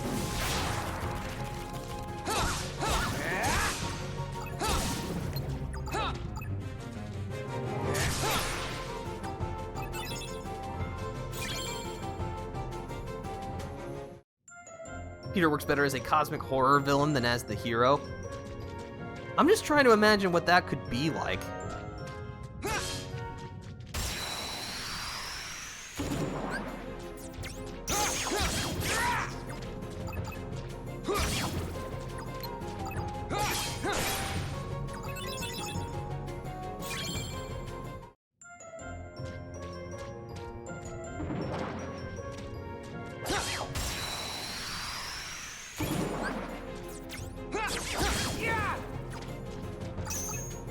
Just me! Out of my way!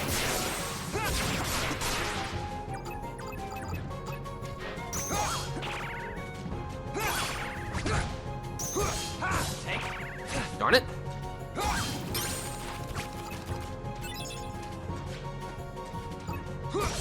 Like it! Take this!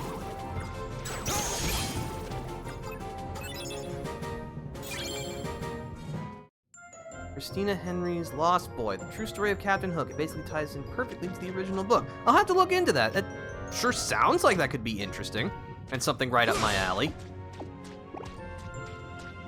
Let's see, is there anyone else in here?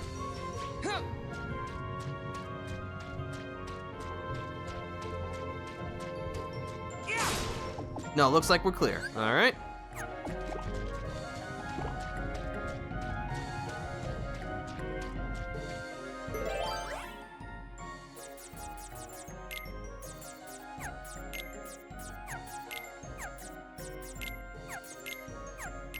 No, well, let's do Sleeping Darkness just for the variety's sake.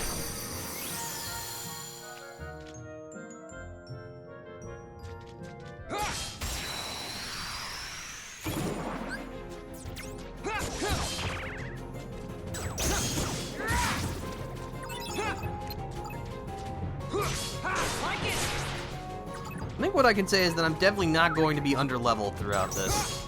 I certainly don't feel like it.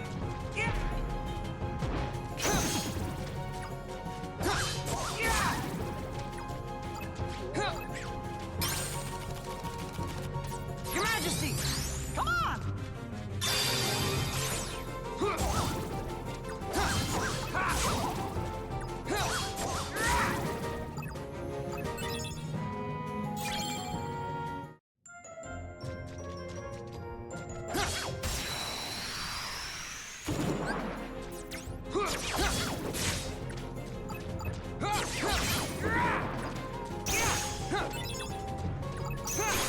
Like it!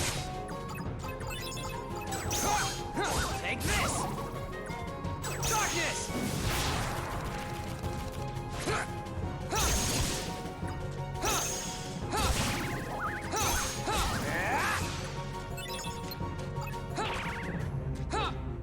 Yeah, I hope you all are having a good time today. I'm having fun just, you know, playing through this, talking about narrative design in the series. It's a good time. That's always one of the things that I like about streaming. I'm never entirely sure where the direction of the stream is going to go, but that's what keeps it exciting. And it gives it that nice bit of unpredictability. Take this. Oh. Cool, a 9, and I have no zeros. Excellent. I hate that.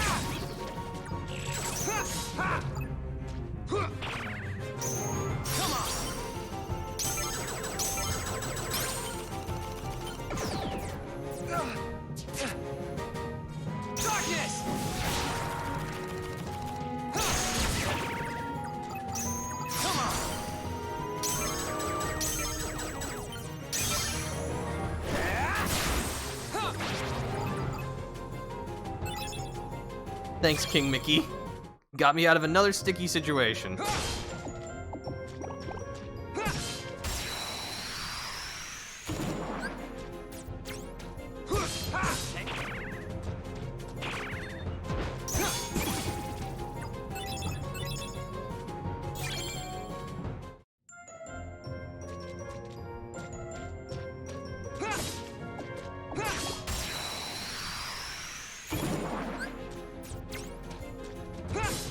Take this. I like it. Come on. Out of my way.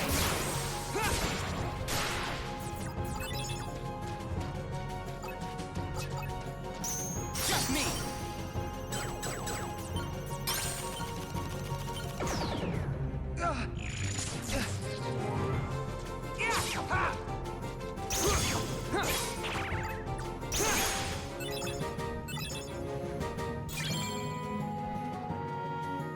Oh, another attack boost. You really shouldn't have. I mean, if you're just gonna keep giving them to me, I'm gonna keep taking them.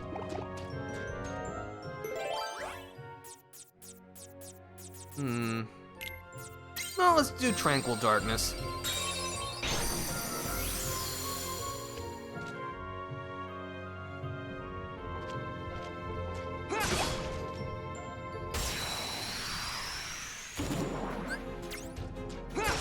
Like it.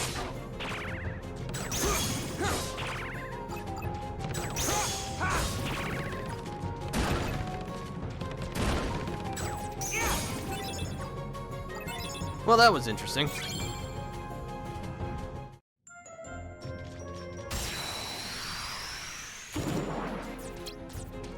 No, put that back. There we go.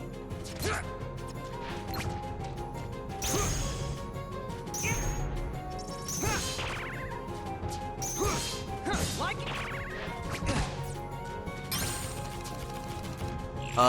Oh, I pushed the wrong button.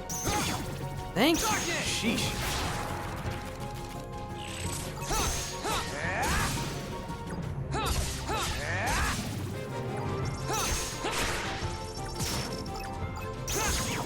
Take this.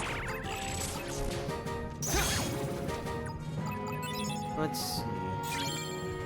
Jamie basically gets further and further infuriated with Peter's callousness, narcissism, unnecessary barbarism, and utter entitlement towards Jamie. Interesting. Okay, so it just kind of accelerates or turbocharges all of Peter's worst aspects about himself.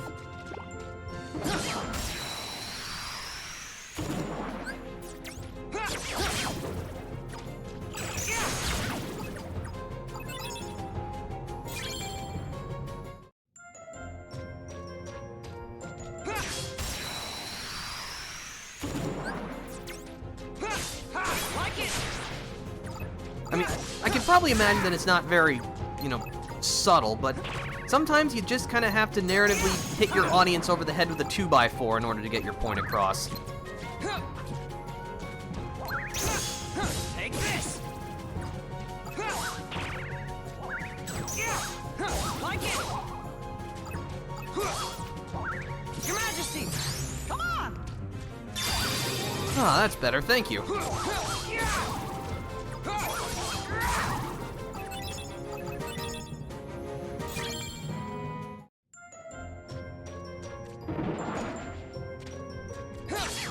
definitely use a little more HP.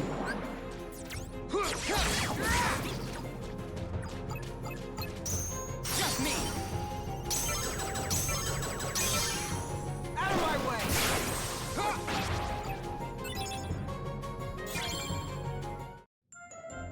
Oh, I just noticed that, like, for the attack slides, they changed the symbol from Sora's Keyblade to the Soul Eater. That's cool.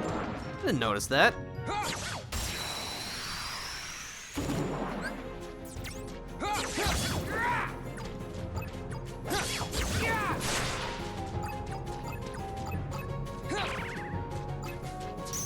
Just me! Out of my way!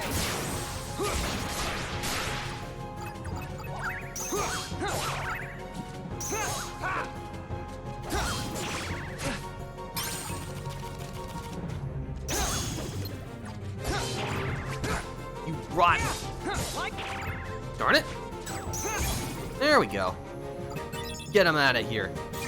The story also makes it clear that Neverland is more of a nightmare than a paradise. You're more likely to die by a pirate's blade, crocodiles, giant spiders, and other horrific things on the island. Oh, so it's like Australia. Okay, I understand. Because, like, Australia is the land of everything can just kill you.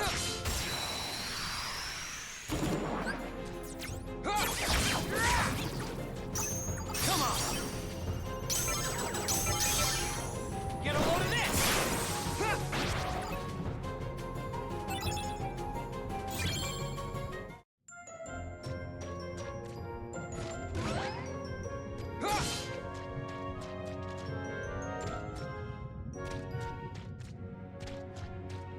Let's see. We're almost there.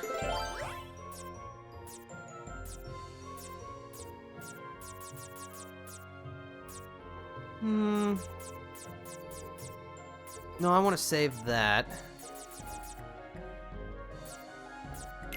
Let's use a strong initiative.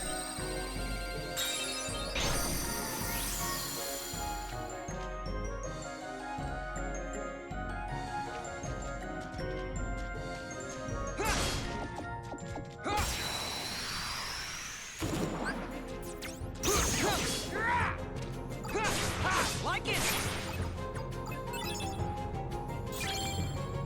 Let's see. It also makes it clear that Peter is physically different from the rest of the boys without outright telling you what he is. For example, in the first chapter, the book says that Peter can go unbelievably long without sleep, and when he does, it's just for a few minutes. Peter also masks his flight by making it seem like he's more acrobatic. Oh, okay. The kind of creeping sense of dread that's, you know, part and parcel to the idea of cosmic horror. You know, that subtle realization that something's not right. Can't put your finger on it, but something is just not adding up. The kind that makes you begin to doubt what is real or not. And that is when the human mind allows itself to basically be tricked and become its own worst enemy.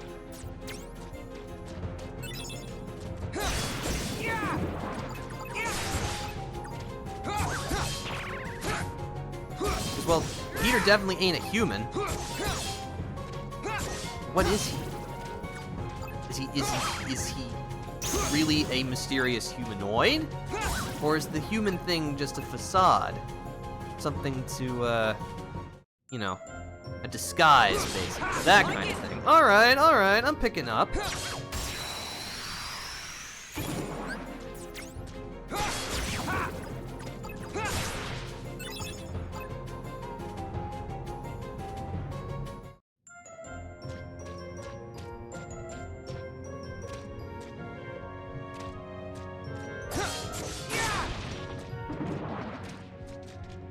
Also, I like that we've been discussing all of this stuff, and I haven't really been talking about the game very much, but really, what is there to truly talk about? I mean, you know, we've been through these worlds before, we've seen these enemies before.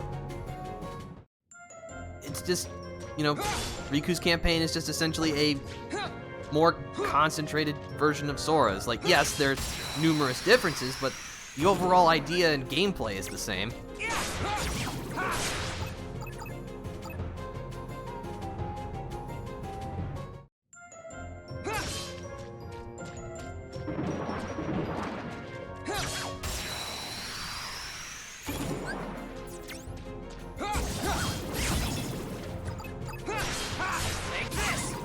definitely feels like there are some times where I should be talking just to kind of fill the empty space, as I've seen a lot of other streamers want to do. And not that that's a bad thing. You know, everyone has their own style of doing things. But I'm just not one of those people. I don't feel any particular need to fill a, you know, there's a little bit of lull in the conversation. If I don't have anything insightful or interesting to add, then, you know, I think it's okay to just let a conversation linger a bit.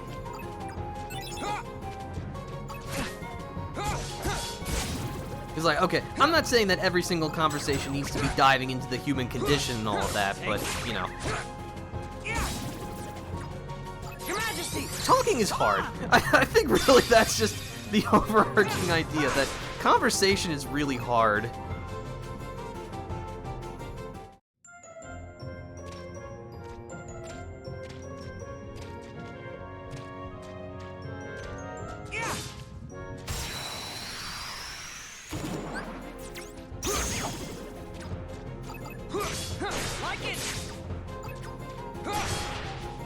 Oh, also, I'm not getting any map cards anymore. When, you know, that's another thing that carries over. But that is okay. I think we've got more than enough. Although I will admit, I am surprised I have already filled up on map cards. Like, I knew it was going to happen, but I didn't think it would be this fast. Let's see, are there any other evildoers lurking around? Don't think so. Let's see, in the original book, he was taken in and raised by the Fae, which in many old school stories were much more villainous than what modern media paint.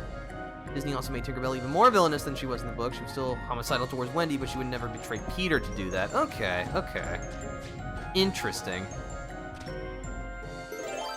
Let's see, 5 or above for green. I think we can manage that. Actually, you know what? I got 3 of these. Oh, I can't. What do you mean I can't break the rules? Here, take it.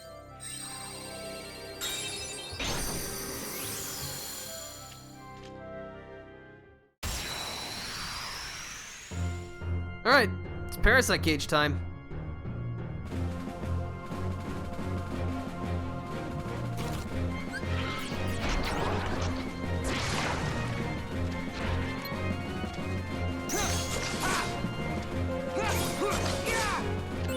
I'm definitely gonna need all of the Mickey cards I can get my grubby little hands on, because I'm gonna need the healing.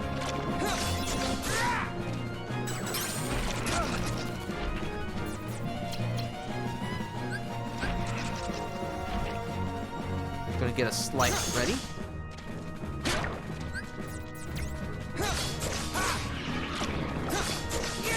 Oh, HP, excellent. Take this!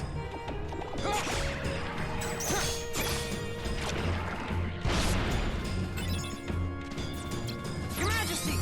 Come on! Oh, well, it's already over. Well, it wasn't so bad.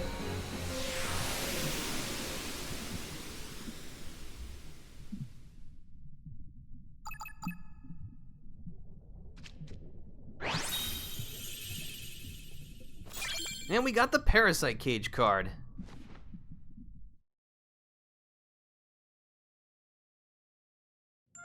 Alright, that was a good boss fight, everybody. Was that even a minute?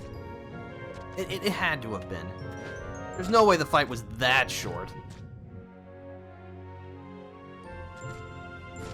Spring.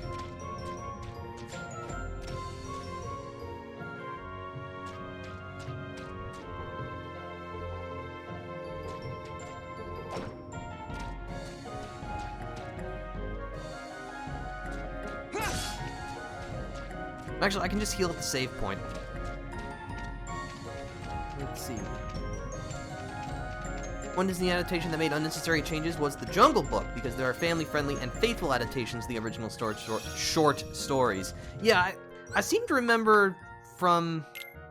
There was some animation documentary that I watched, where basically, like, Walt basically asked his crew if any of them had even read The Jungle Book. And when most of them had said no, he was like, good, that's the way we're gonna keep it. Don't read the book. So, you know, real accurate and all that. For example, Baloo wasn't a lazy bear, neither are the sloth bears he's based on. Was the strict teacher of the wolf cubs. He knew Mowgli. Actually, I think in the book, he's pronounced Mowgli. Because the man cub was adopted by the wolves to protect him from Shere Khan. Yep.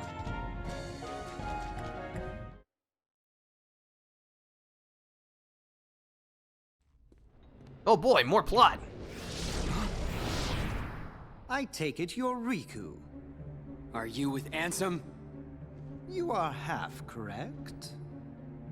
Let us say that he is not the Ansem with which you are familiar. He is Ansem, and he is not Ansem. Perhaps a nobody best conveys the idea. Riddles were never my thing. Try again. He belongs to neither the light nor the dark, but walks the twilight between. Oh, Catching on now? Oh, yes. You also stand in between the light and the darkness. It appears we have much in common. maybe. Like you said, there really is darkness left inside of me. But so what? Darkness is my enemy. And so are you for reeking of that awful smell. Oh, so it's a fight you want. Very good. I shall take you on.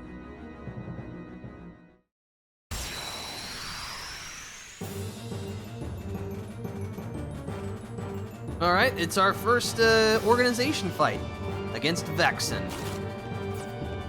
Take it! Like it! Here you go. Where are my zero cards? I gotta make sure I know where my zero cards are.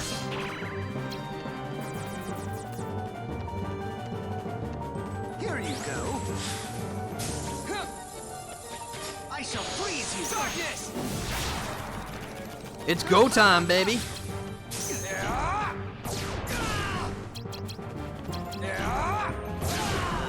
Oh wait, what am I doing?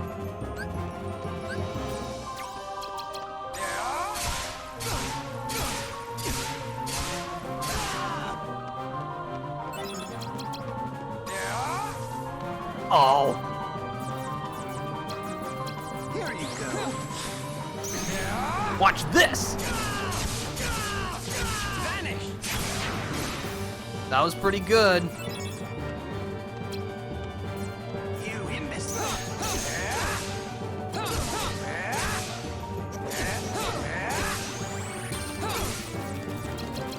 Your Majesty!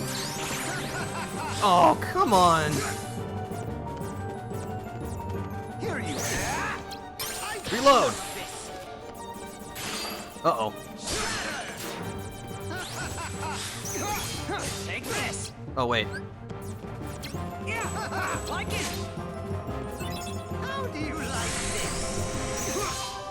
Take this! No good. You're pushing it.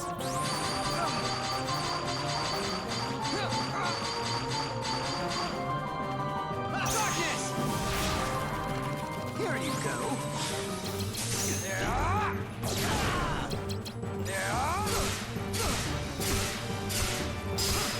Throw while you still can. Right to the head.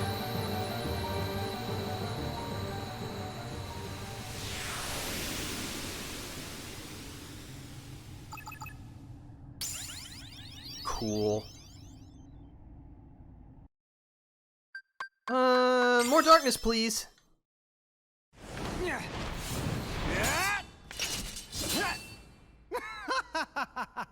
I find coursing through you there is a darkness of formidable power growing, well worth the trouble of aggravating you. All this excitement has provided me with invaluable data. What? Many thanks, Riku. It was a trick all along. And you fell for it. Alright, well, that was fun. Let's get out of here. Well, we can't leave. Let's proceed up to basement 9. Well, here we are. Go ahead and save. Alright, let's catch up. Mowgli also had a closer relationship with Bagheera the panther because he understood Mowgli's struggle since he was a panther raised in captivity. Shere Khan also had a lame leg and hunted humans and their cows because it was the best he could do. Despite the handicap, he did have a lot of arrogance, and he gave himself the name Shere Khan, which means Tiger King, because he saw himself as the king of the jungle. His weapon was manipulation, as he convinced the younger wolves to betray the current leader so it would be easier for Shere Khan to hunt Mowgli. His birth name was Lungri, the lame one. Yes, his mom is also pretty cruel. I find it weird that Riku pushed down the shield, but instead of striking Vexen, he struck the shield. Yeah, it's, You know what? Blame it on darkness. It's like, darkness is like the aliens of this universe. Is there a problem? Aliens. Is there a problem in Kingdom Hearts? Darkness. It solves everything, except not really. You know what? It's funny that we've been talking about this. Let's go to Neverland.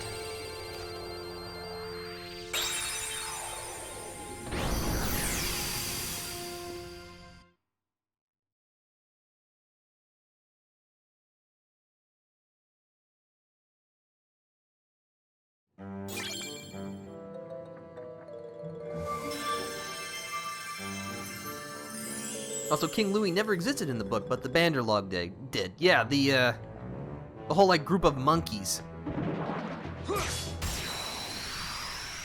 It wasn't their whole thing, like, they were actually fairly dangerous, but because they were so completely unorganized and unable to pay attention, unable to maintain attention to anything, they were a little more comical than legitimately dangerous, though they still did, you know, very dangerous things.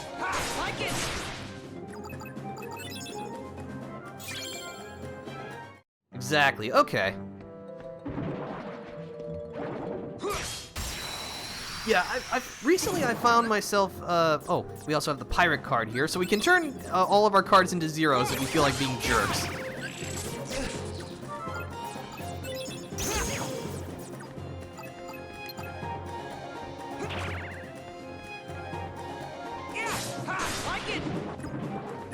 Yeah, I have spent many an hour just on YouTube cruising through absolutely random corners of the internet learning all sorts of different things. It's fun to learn things.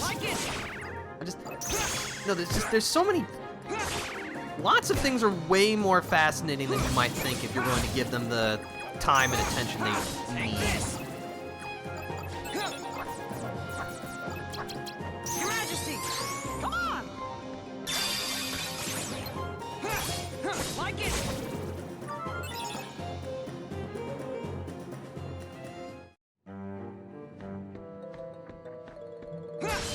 I will admit, I am glad that we are in the era of YouTube where, like, you know, you have these incredibly well-presented hour-plus long documentaries on very niche topics and that kind of thing. I eat that stuff up. Like it!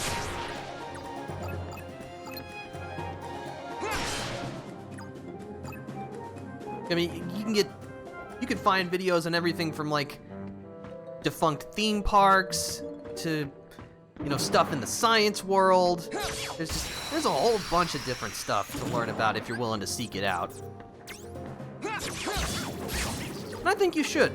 Learning about this kind of stuff is not only interesting, but it makes you more well-rounded, more interesting yourself as a person. Get a load of this!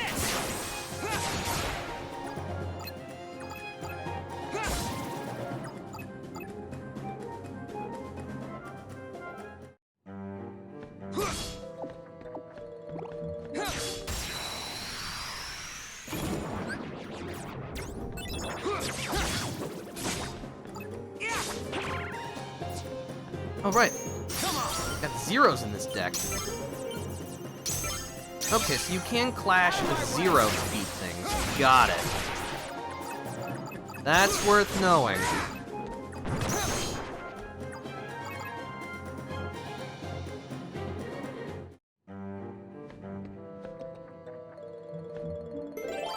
Let's see. Do I have any ones? I do. I don't have to go fish. Dude, I love Go Fish. I love playing card games. I haven't done so in a really long time. I guess that's kind of why I'm playing this as well. Like it. Come on.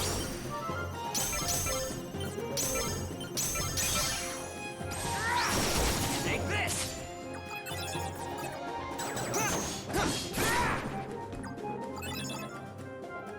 Let's see.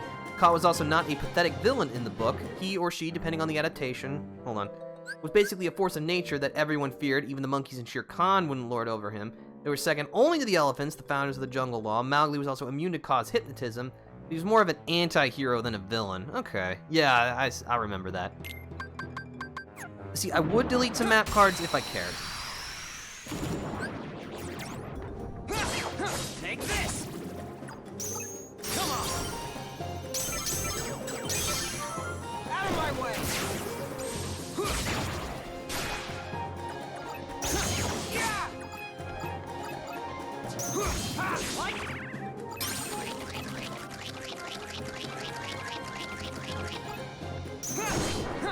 Sorry, I had to get that experience point before I fought.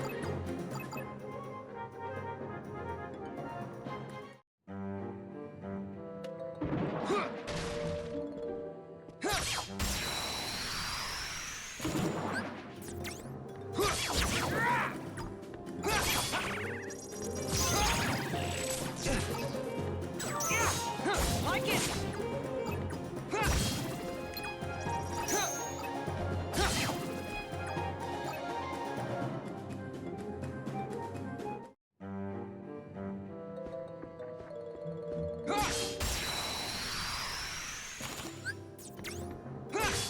Take this. Like it.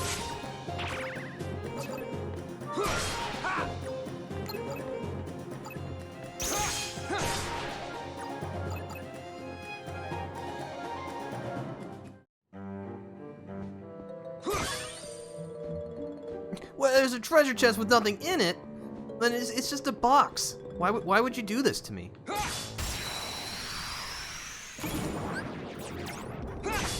Take this. Come on. Out of my way.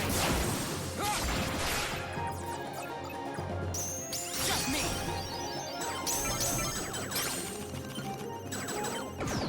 Oh. Come on. Out of my way.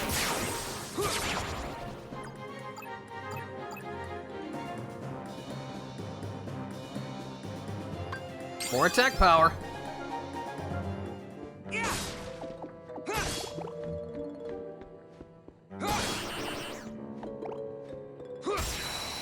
Well, he's a fast little guy, isn't he?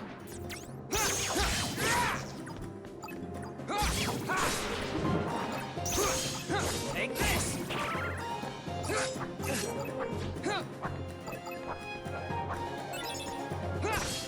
Like it.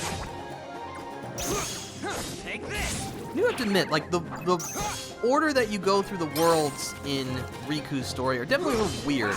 You know, we've already been to Hollow Bastion and Neverland, you know, areas that we only got to go to Darkness. later on in Sora's campaign. Your Majesty. Come on.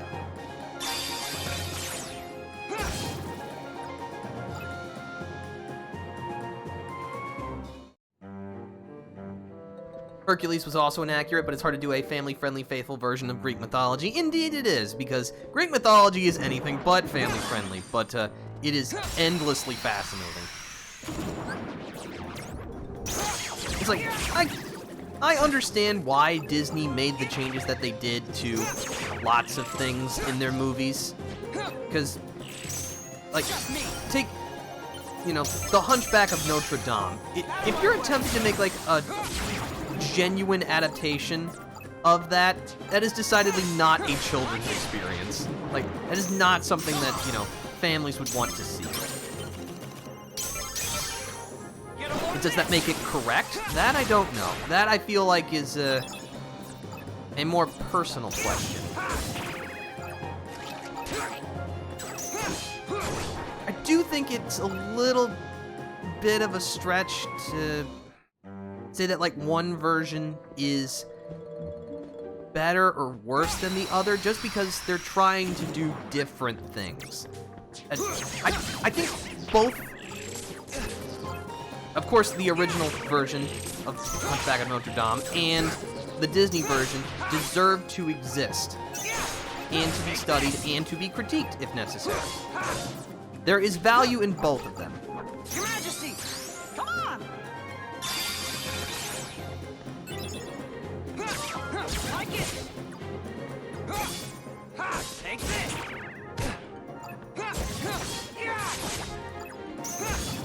Like it! Your Majesty! Come on!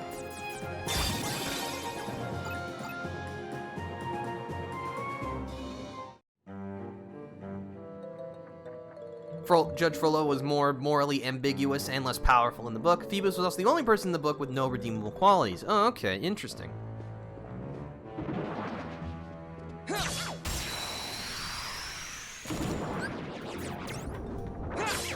Like it!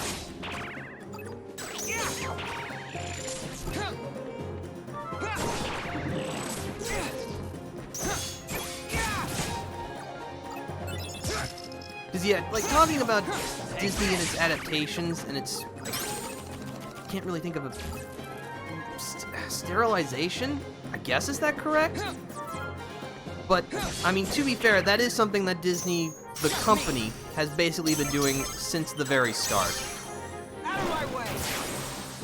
You know, I mean, even Disney's first movie, Snow White, is an adaptation of the Grimm's fairy tale. I'm pretty sure... Were they? I think they were the ones who wrote that. Yeah! Like it!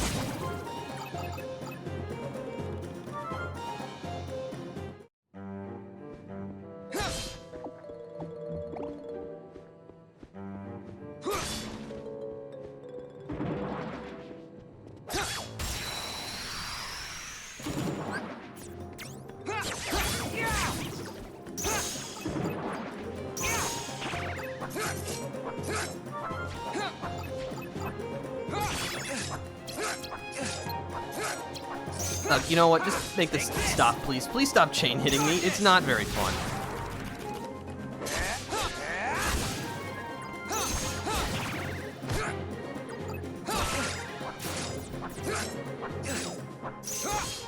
Like it!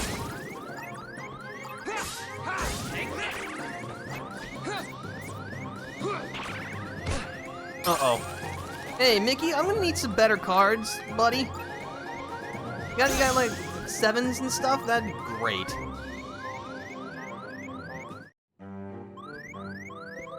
Oh no. I forgot the siren carries over.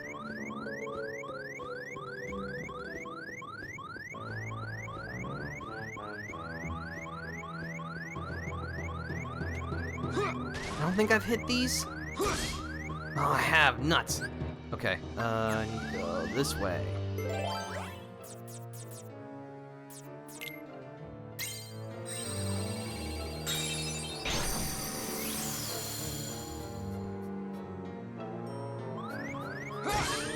Oh, good.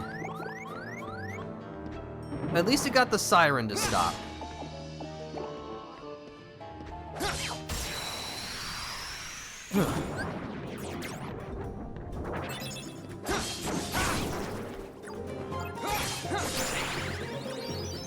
Well, I got a level up. That'll help. Get a load of this!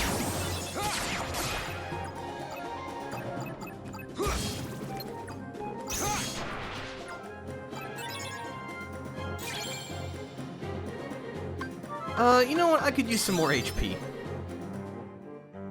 If that previous encounter was anything to go by. Let's see. Frollo basically took Quasimodo willingly and even accommodated disabilities Quasimodo developed while in the bell tower. He went deaf from the bells, so Frollo taught him sign language. Frollo also had to take care of a leech known as Jean, his brother. The most accurate thing was how he handled his issues with Esmeralda. Phoebus was an egotistical womanizer who basically saw Esmeralda as a prize to be won and nothing else. He was meant to be Quasimodo's foil. Okay, yeah.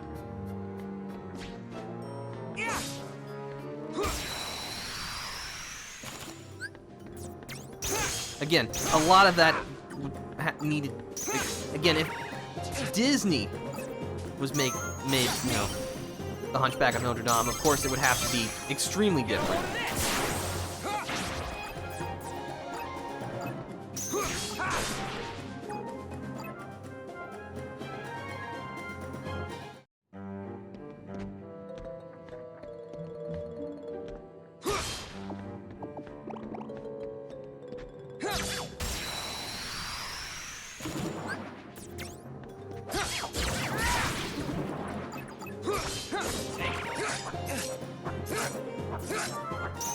Just me! Out of my way!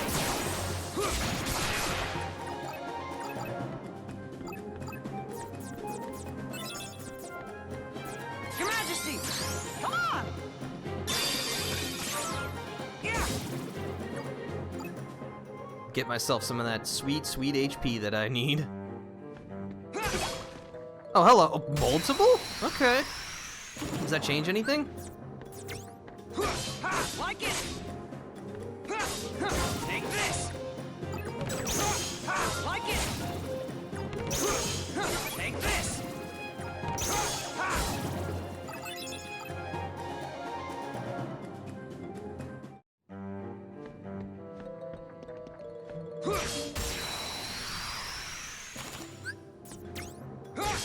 Take this! Like it!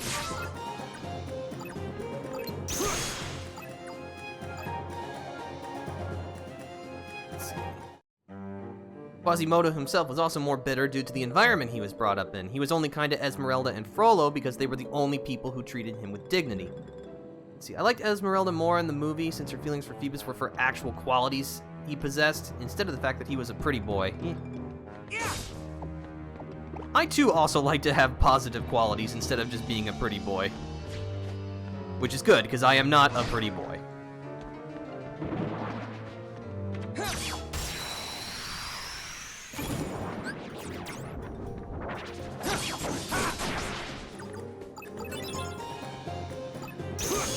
Like it! Just me! Get a load of this!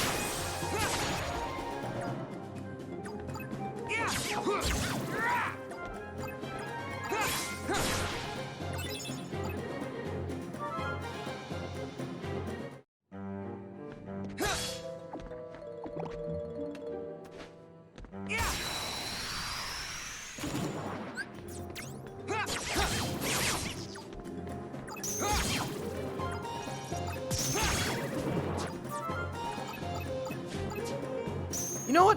All this conversation is making me realize that Get a load of this! I need to go back to the public library and resume my book reading, because it was something that I was doing quite a bit more in 2022. It was something that I had wanted to do for a long time. I'd only gotten my library card, or a new library card, I guess, relatively recently, and I wish I had gotten it sooner because the library rules. So I'm gonna have a lot of reading I'm gonna need to do. It's gonna be fun. Let's see.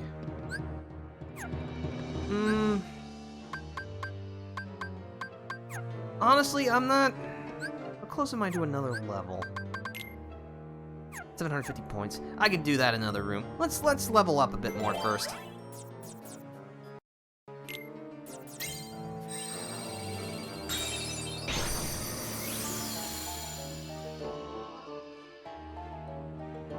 Oh, hello, you're in my face.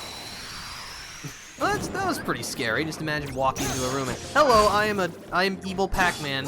I'm going to eat you now. Okay, cool. Just me! Out of my way!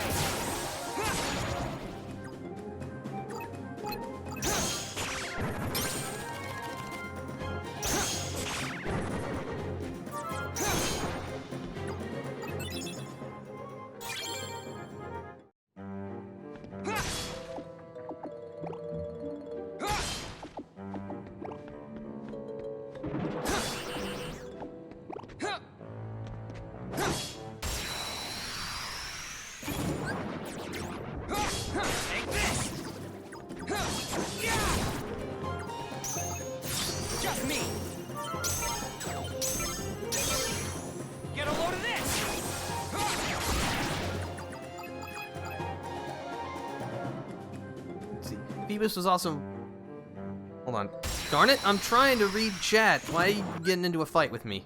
Phoebus was also more of a likable guy in the movie because he was willing to help Quasimodo without Esmeralda's influence. The Feast of Fools basically showed him wishing to step in and stop Quasimodo from being forbidden, but Frollo told him to wait. He also never even gasped or showed shock in his appearance, and basically showed respect for Quasimodo and his care of Esmeralda. Okay. Oh, come on. I love the Twitch mobile app. There are absolutely no problems with it. It is flawless. This is sarcasm. Come on. Out of my way.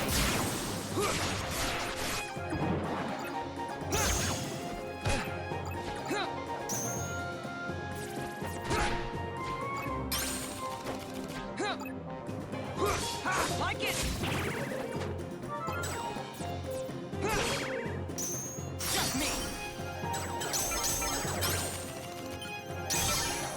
Get a load of this.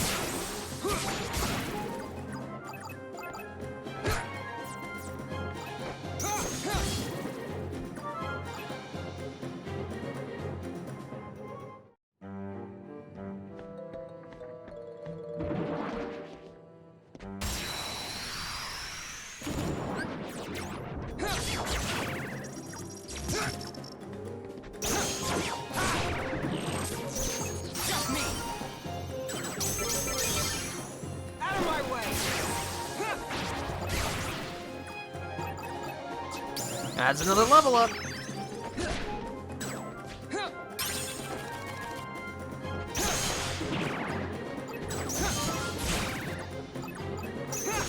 Like it. Darkness.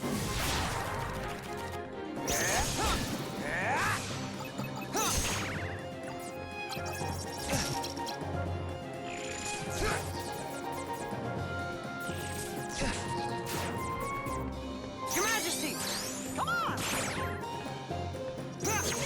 Nikki, you gotta give me better cards than that. That's a level up. Give me more HP. Definitely seems like I'm starting to take more of a thrashing, so I gotta make sure that I'm staying in tip-top condition.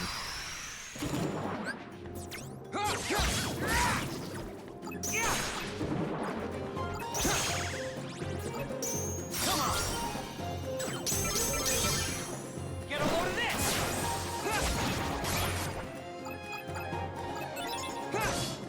Like it!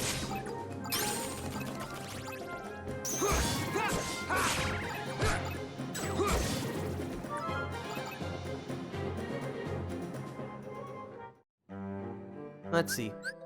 I'm mixed on Princess and the Frog. I like Tiana, but I don't like her love interest. The villain was the best part of the movie, though. Oh yeah, Dr. Facilier. He's great.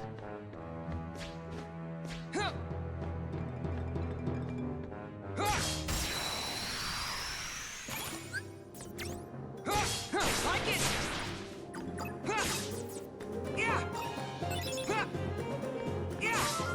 Take this! You please stop doing that. I know I've asked you repeatedly, and you refuse to do so far, but I'm gonna keep asking because it's quite rude that you keep sinking into the ground, making my attacks miss.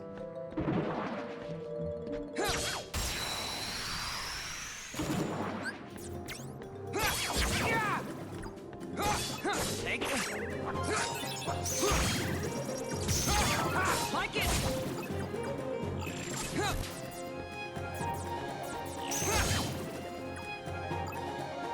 Partially because I like Keith David's voice, and magic is awesome. I love witches, sorcery, etc. Oh, okay. Yeah, I always love, I mean, I like the more... always partial to, like, the mystical element. Not necessarily magic, though magic does fall in part with that. But I've always loved, like, the, more occult aspects of stuff. You know, Get a load of this! tarot readings, voodoo, that kind of stuff. You know, the knowledge that is probably best left alone, you know? That kind of stuff I dig. Majesty, come on!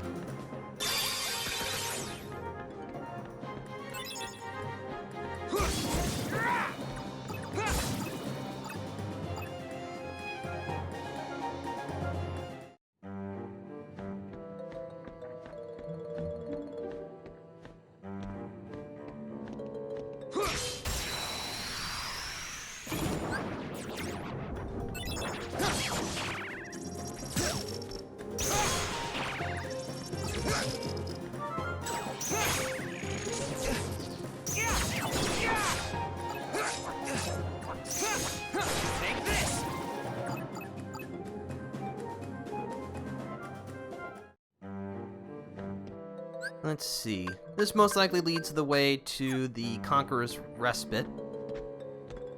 Let's keep fighting out the enemies, we'll recover our HP, and then we'll go take down Captain Hook.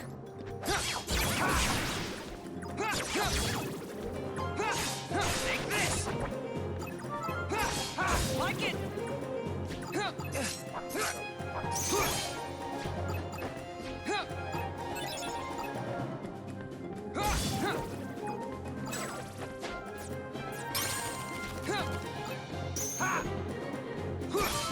Take this!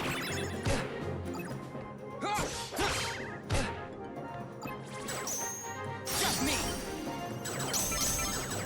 Uh-oh. You know what, that works.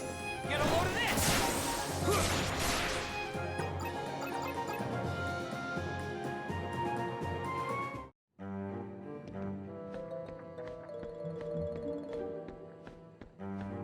Let's see, is there anybody else?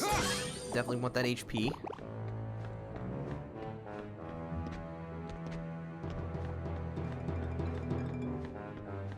Surely there's gotta be more than that around here. Oh, hello, you are evil. I am going to defeat you now. Oh. I'm just gonna override that. Like it!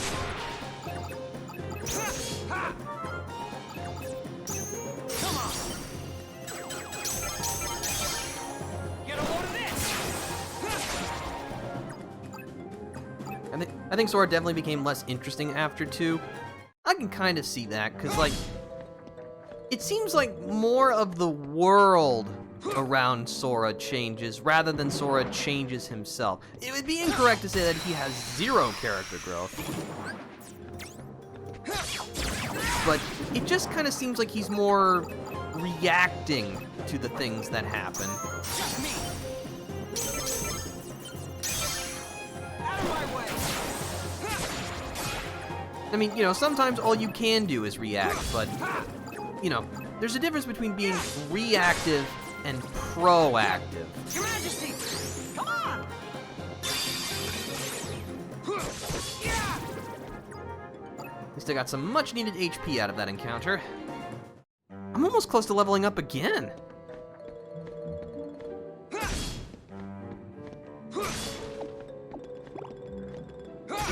Yes!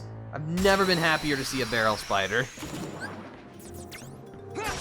Like it! Take this! Like it! Take this!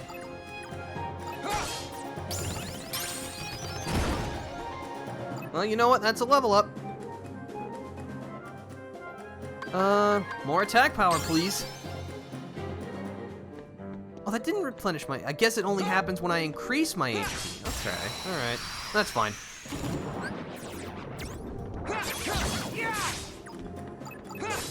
Take this! Like it!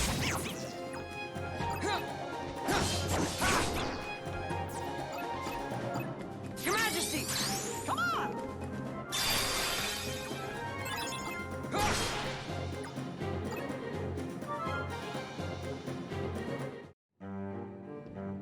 That's a sin for a protagonist or major characters too. Some people try to argue realism for this, but the story can come off as boring or even repulsive just to see characters reacting to things rather than acting. Yeah, you want... The basic idea is that the protagonist should be the one who's advancing the story. Or, you know, that the actions of both the protagonist, hero, and villain are the ones who are driving the story. That everything is logical, it makes sense from what everyone is trying to accomplish, and that things happen based on, you know, the actions that have happened.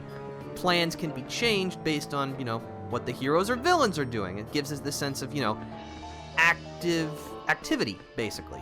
No, everything feels like it's happening because the characters in the story are doing things to change the world that gets them to that new point.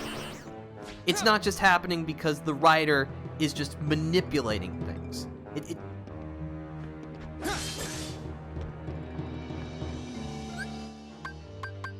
Let's see. Doesn't really look like I'm gonna get a chance for more HP, which is unfortunate. Well, I guess we'll just take down Captain Hook. Alright, let's do this thing.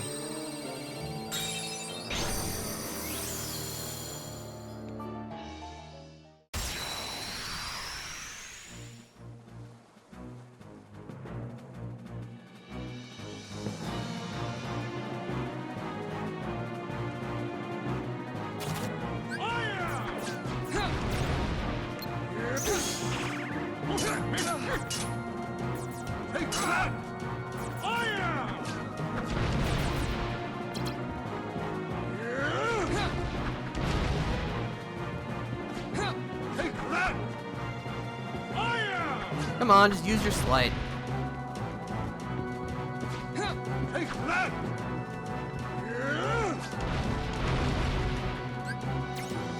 Random values.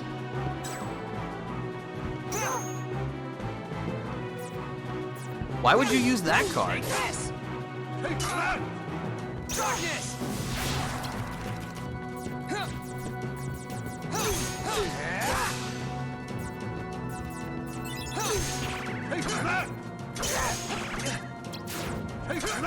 Ow. No, you come down from here.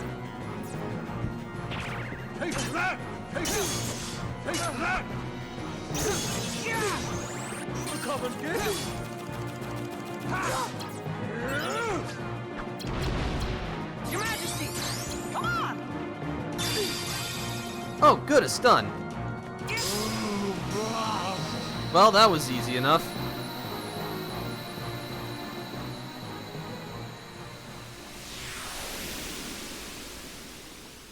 Oh, we're best friends. Then why did you wait for your friend to have an irreversible mental breakdown that will potentially kill him before you even act? Yes, I gave a specific example, but this one bugged me. Understandable. Also, we got the hook card. That's how uneventful that boss fight was. Alright, well, now we have second chance, which is really good. Let's see, the Conqueror's Respite is... probably this room?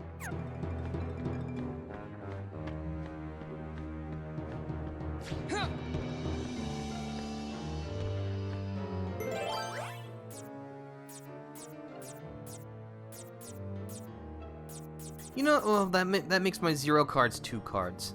Not very good.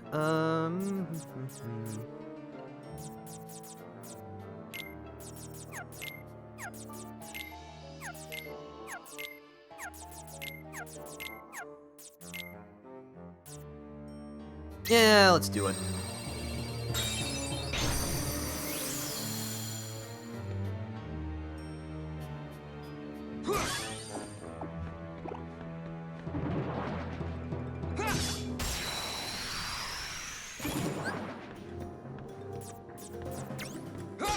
Like it! Yeah! Ha! Take this! Like it! Oh. Well, we'll just wait.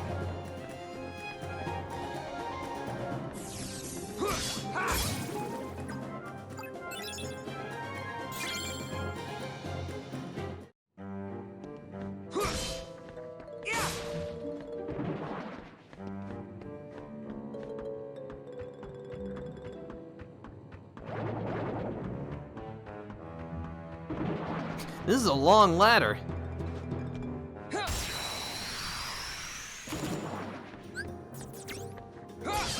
Like it! Take this! Yeah! Like it! Take this!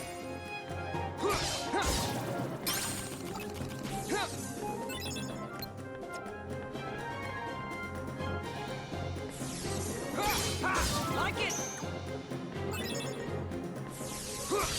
Take this! Alright. Should have had a Snake Eater effect play with the long ladders. I was debating about making a Snake Eater joke, but I always make Snake Eater jokes on long ladders, and I was like, I should probably give that a rest. Like, listen, I think it's a funny joke, but you know, if you use the same joke over and over again, eventually it will just become unfunny. Take this! Like it! Oh, so let's see. Hold on. I've also seen some people say, oh, the protagonist doesn't act much because he's meant to be a vehicle for the other characters. The protagonist should never be like that for a plot. Interactions need to be two-sided, otherwise a friendship or romance will come off more as abusive or hollow. Oh yes, let's hang out, but only do what I want to do. There's also like the kind of idea about, this is more of a video game thing, but the idea of silent protagonists and the idea to like have the character insert themselves into the story. And I'm not saying that's inherently wrong or that shouldn't happen. I mean, like the entire idea behind games like Skyrim is that, you know, you're the Dragonborn. It's supposed to be like this power fantasy, and that's fine. But if you're trying to tell a story with characters, it's kind of hard to do that with a character that's just supposed to be a player insert, because, well, you know, if you have a story that you're trying to tell, the character kind of has to go through certain things. And, you know, if it was the player who was in that actual position, like if the situation was real, they may not act in such a way as to allow the plot to progress in the way that you have preordained it to do so. It also makes, you know, the character kind of look off like a dunce, because, you know, like they're not talking. It's impossible. How do they feel about the situation? Because, you know, they're a character. They're supposed to, you know, have feelings and emotions and thoughts that the reader or viewer or player can latch onto. They can empathize with. They can maybe see themselves in this character, or maybe they can see aspiring to be that character. Or maybe it's a character that they detest or something like that. Just, it's hard to enjoy anything if you're not able to form an emotional attachment to what's going on.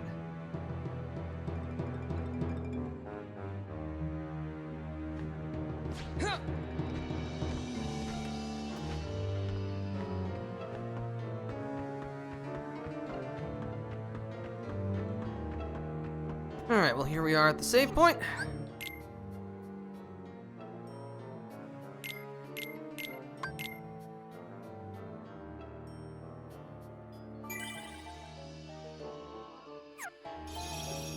Alright, what's the plot now? Oh, none. Well, that was a little bit of a letdown. Oh, no, wait, here's the plot. What's happening to Sora? Naminé's powers are being used to shuffle his memories as we speak. Marluxia may well succeed in getting his puppet. Sora would be a valuable asset to the organization. But Marluxia and Larxine's actions, they leave me quite uneasy. And then there is Axel. Who knows what that one is thinking? Vexen should take care of this. His replica is soon to be completed. But Vexen despises Marluxia. Think of the mess it would make. So we must tell him. Isn't it better that Vexen clean up the mess than leave it to us? Intrigue. Let's see, one story which does character interactions perfectly is Tales of the Abyss. I'm gonna have to segment this because this will be a bit long. I want to hold you on that. Because actually, it is past lunchtime. I'm very hungry, and we're about the 3-hour mark, which is usually where I like to call things off for a stream. So I want to stop you there, just so that, you know, you're not putting in those effort to something when the stream is just about to end. I'm sorry. But no, this has been fun. I've really enjoyed this. So we've made it to basement 8, which sounds weird because, like, you know, usually there's either a basement or there is none. How can there be multiple basements? Anyway, I'm overthinking things. But no, this has been fun. I'm looking forward to continuing this. Maybe not tomorrow. I might have something else in mind, but we'll see. So, thank you for stopping by, everybody. I hope you enjoyed yourselves. If you'd like to stay up to date on the things that I do, please consider following. I would appreciate it. I also have a Discord that you can see in my information panels. But, for now, this is the Defender, signing out. See you later.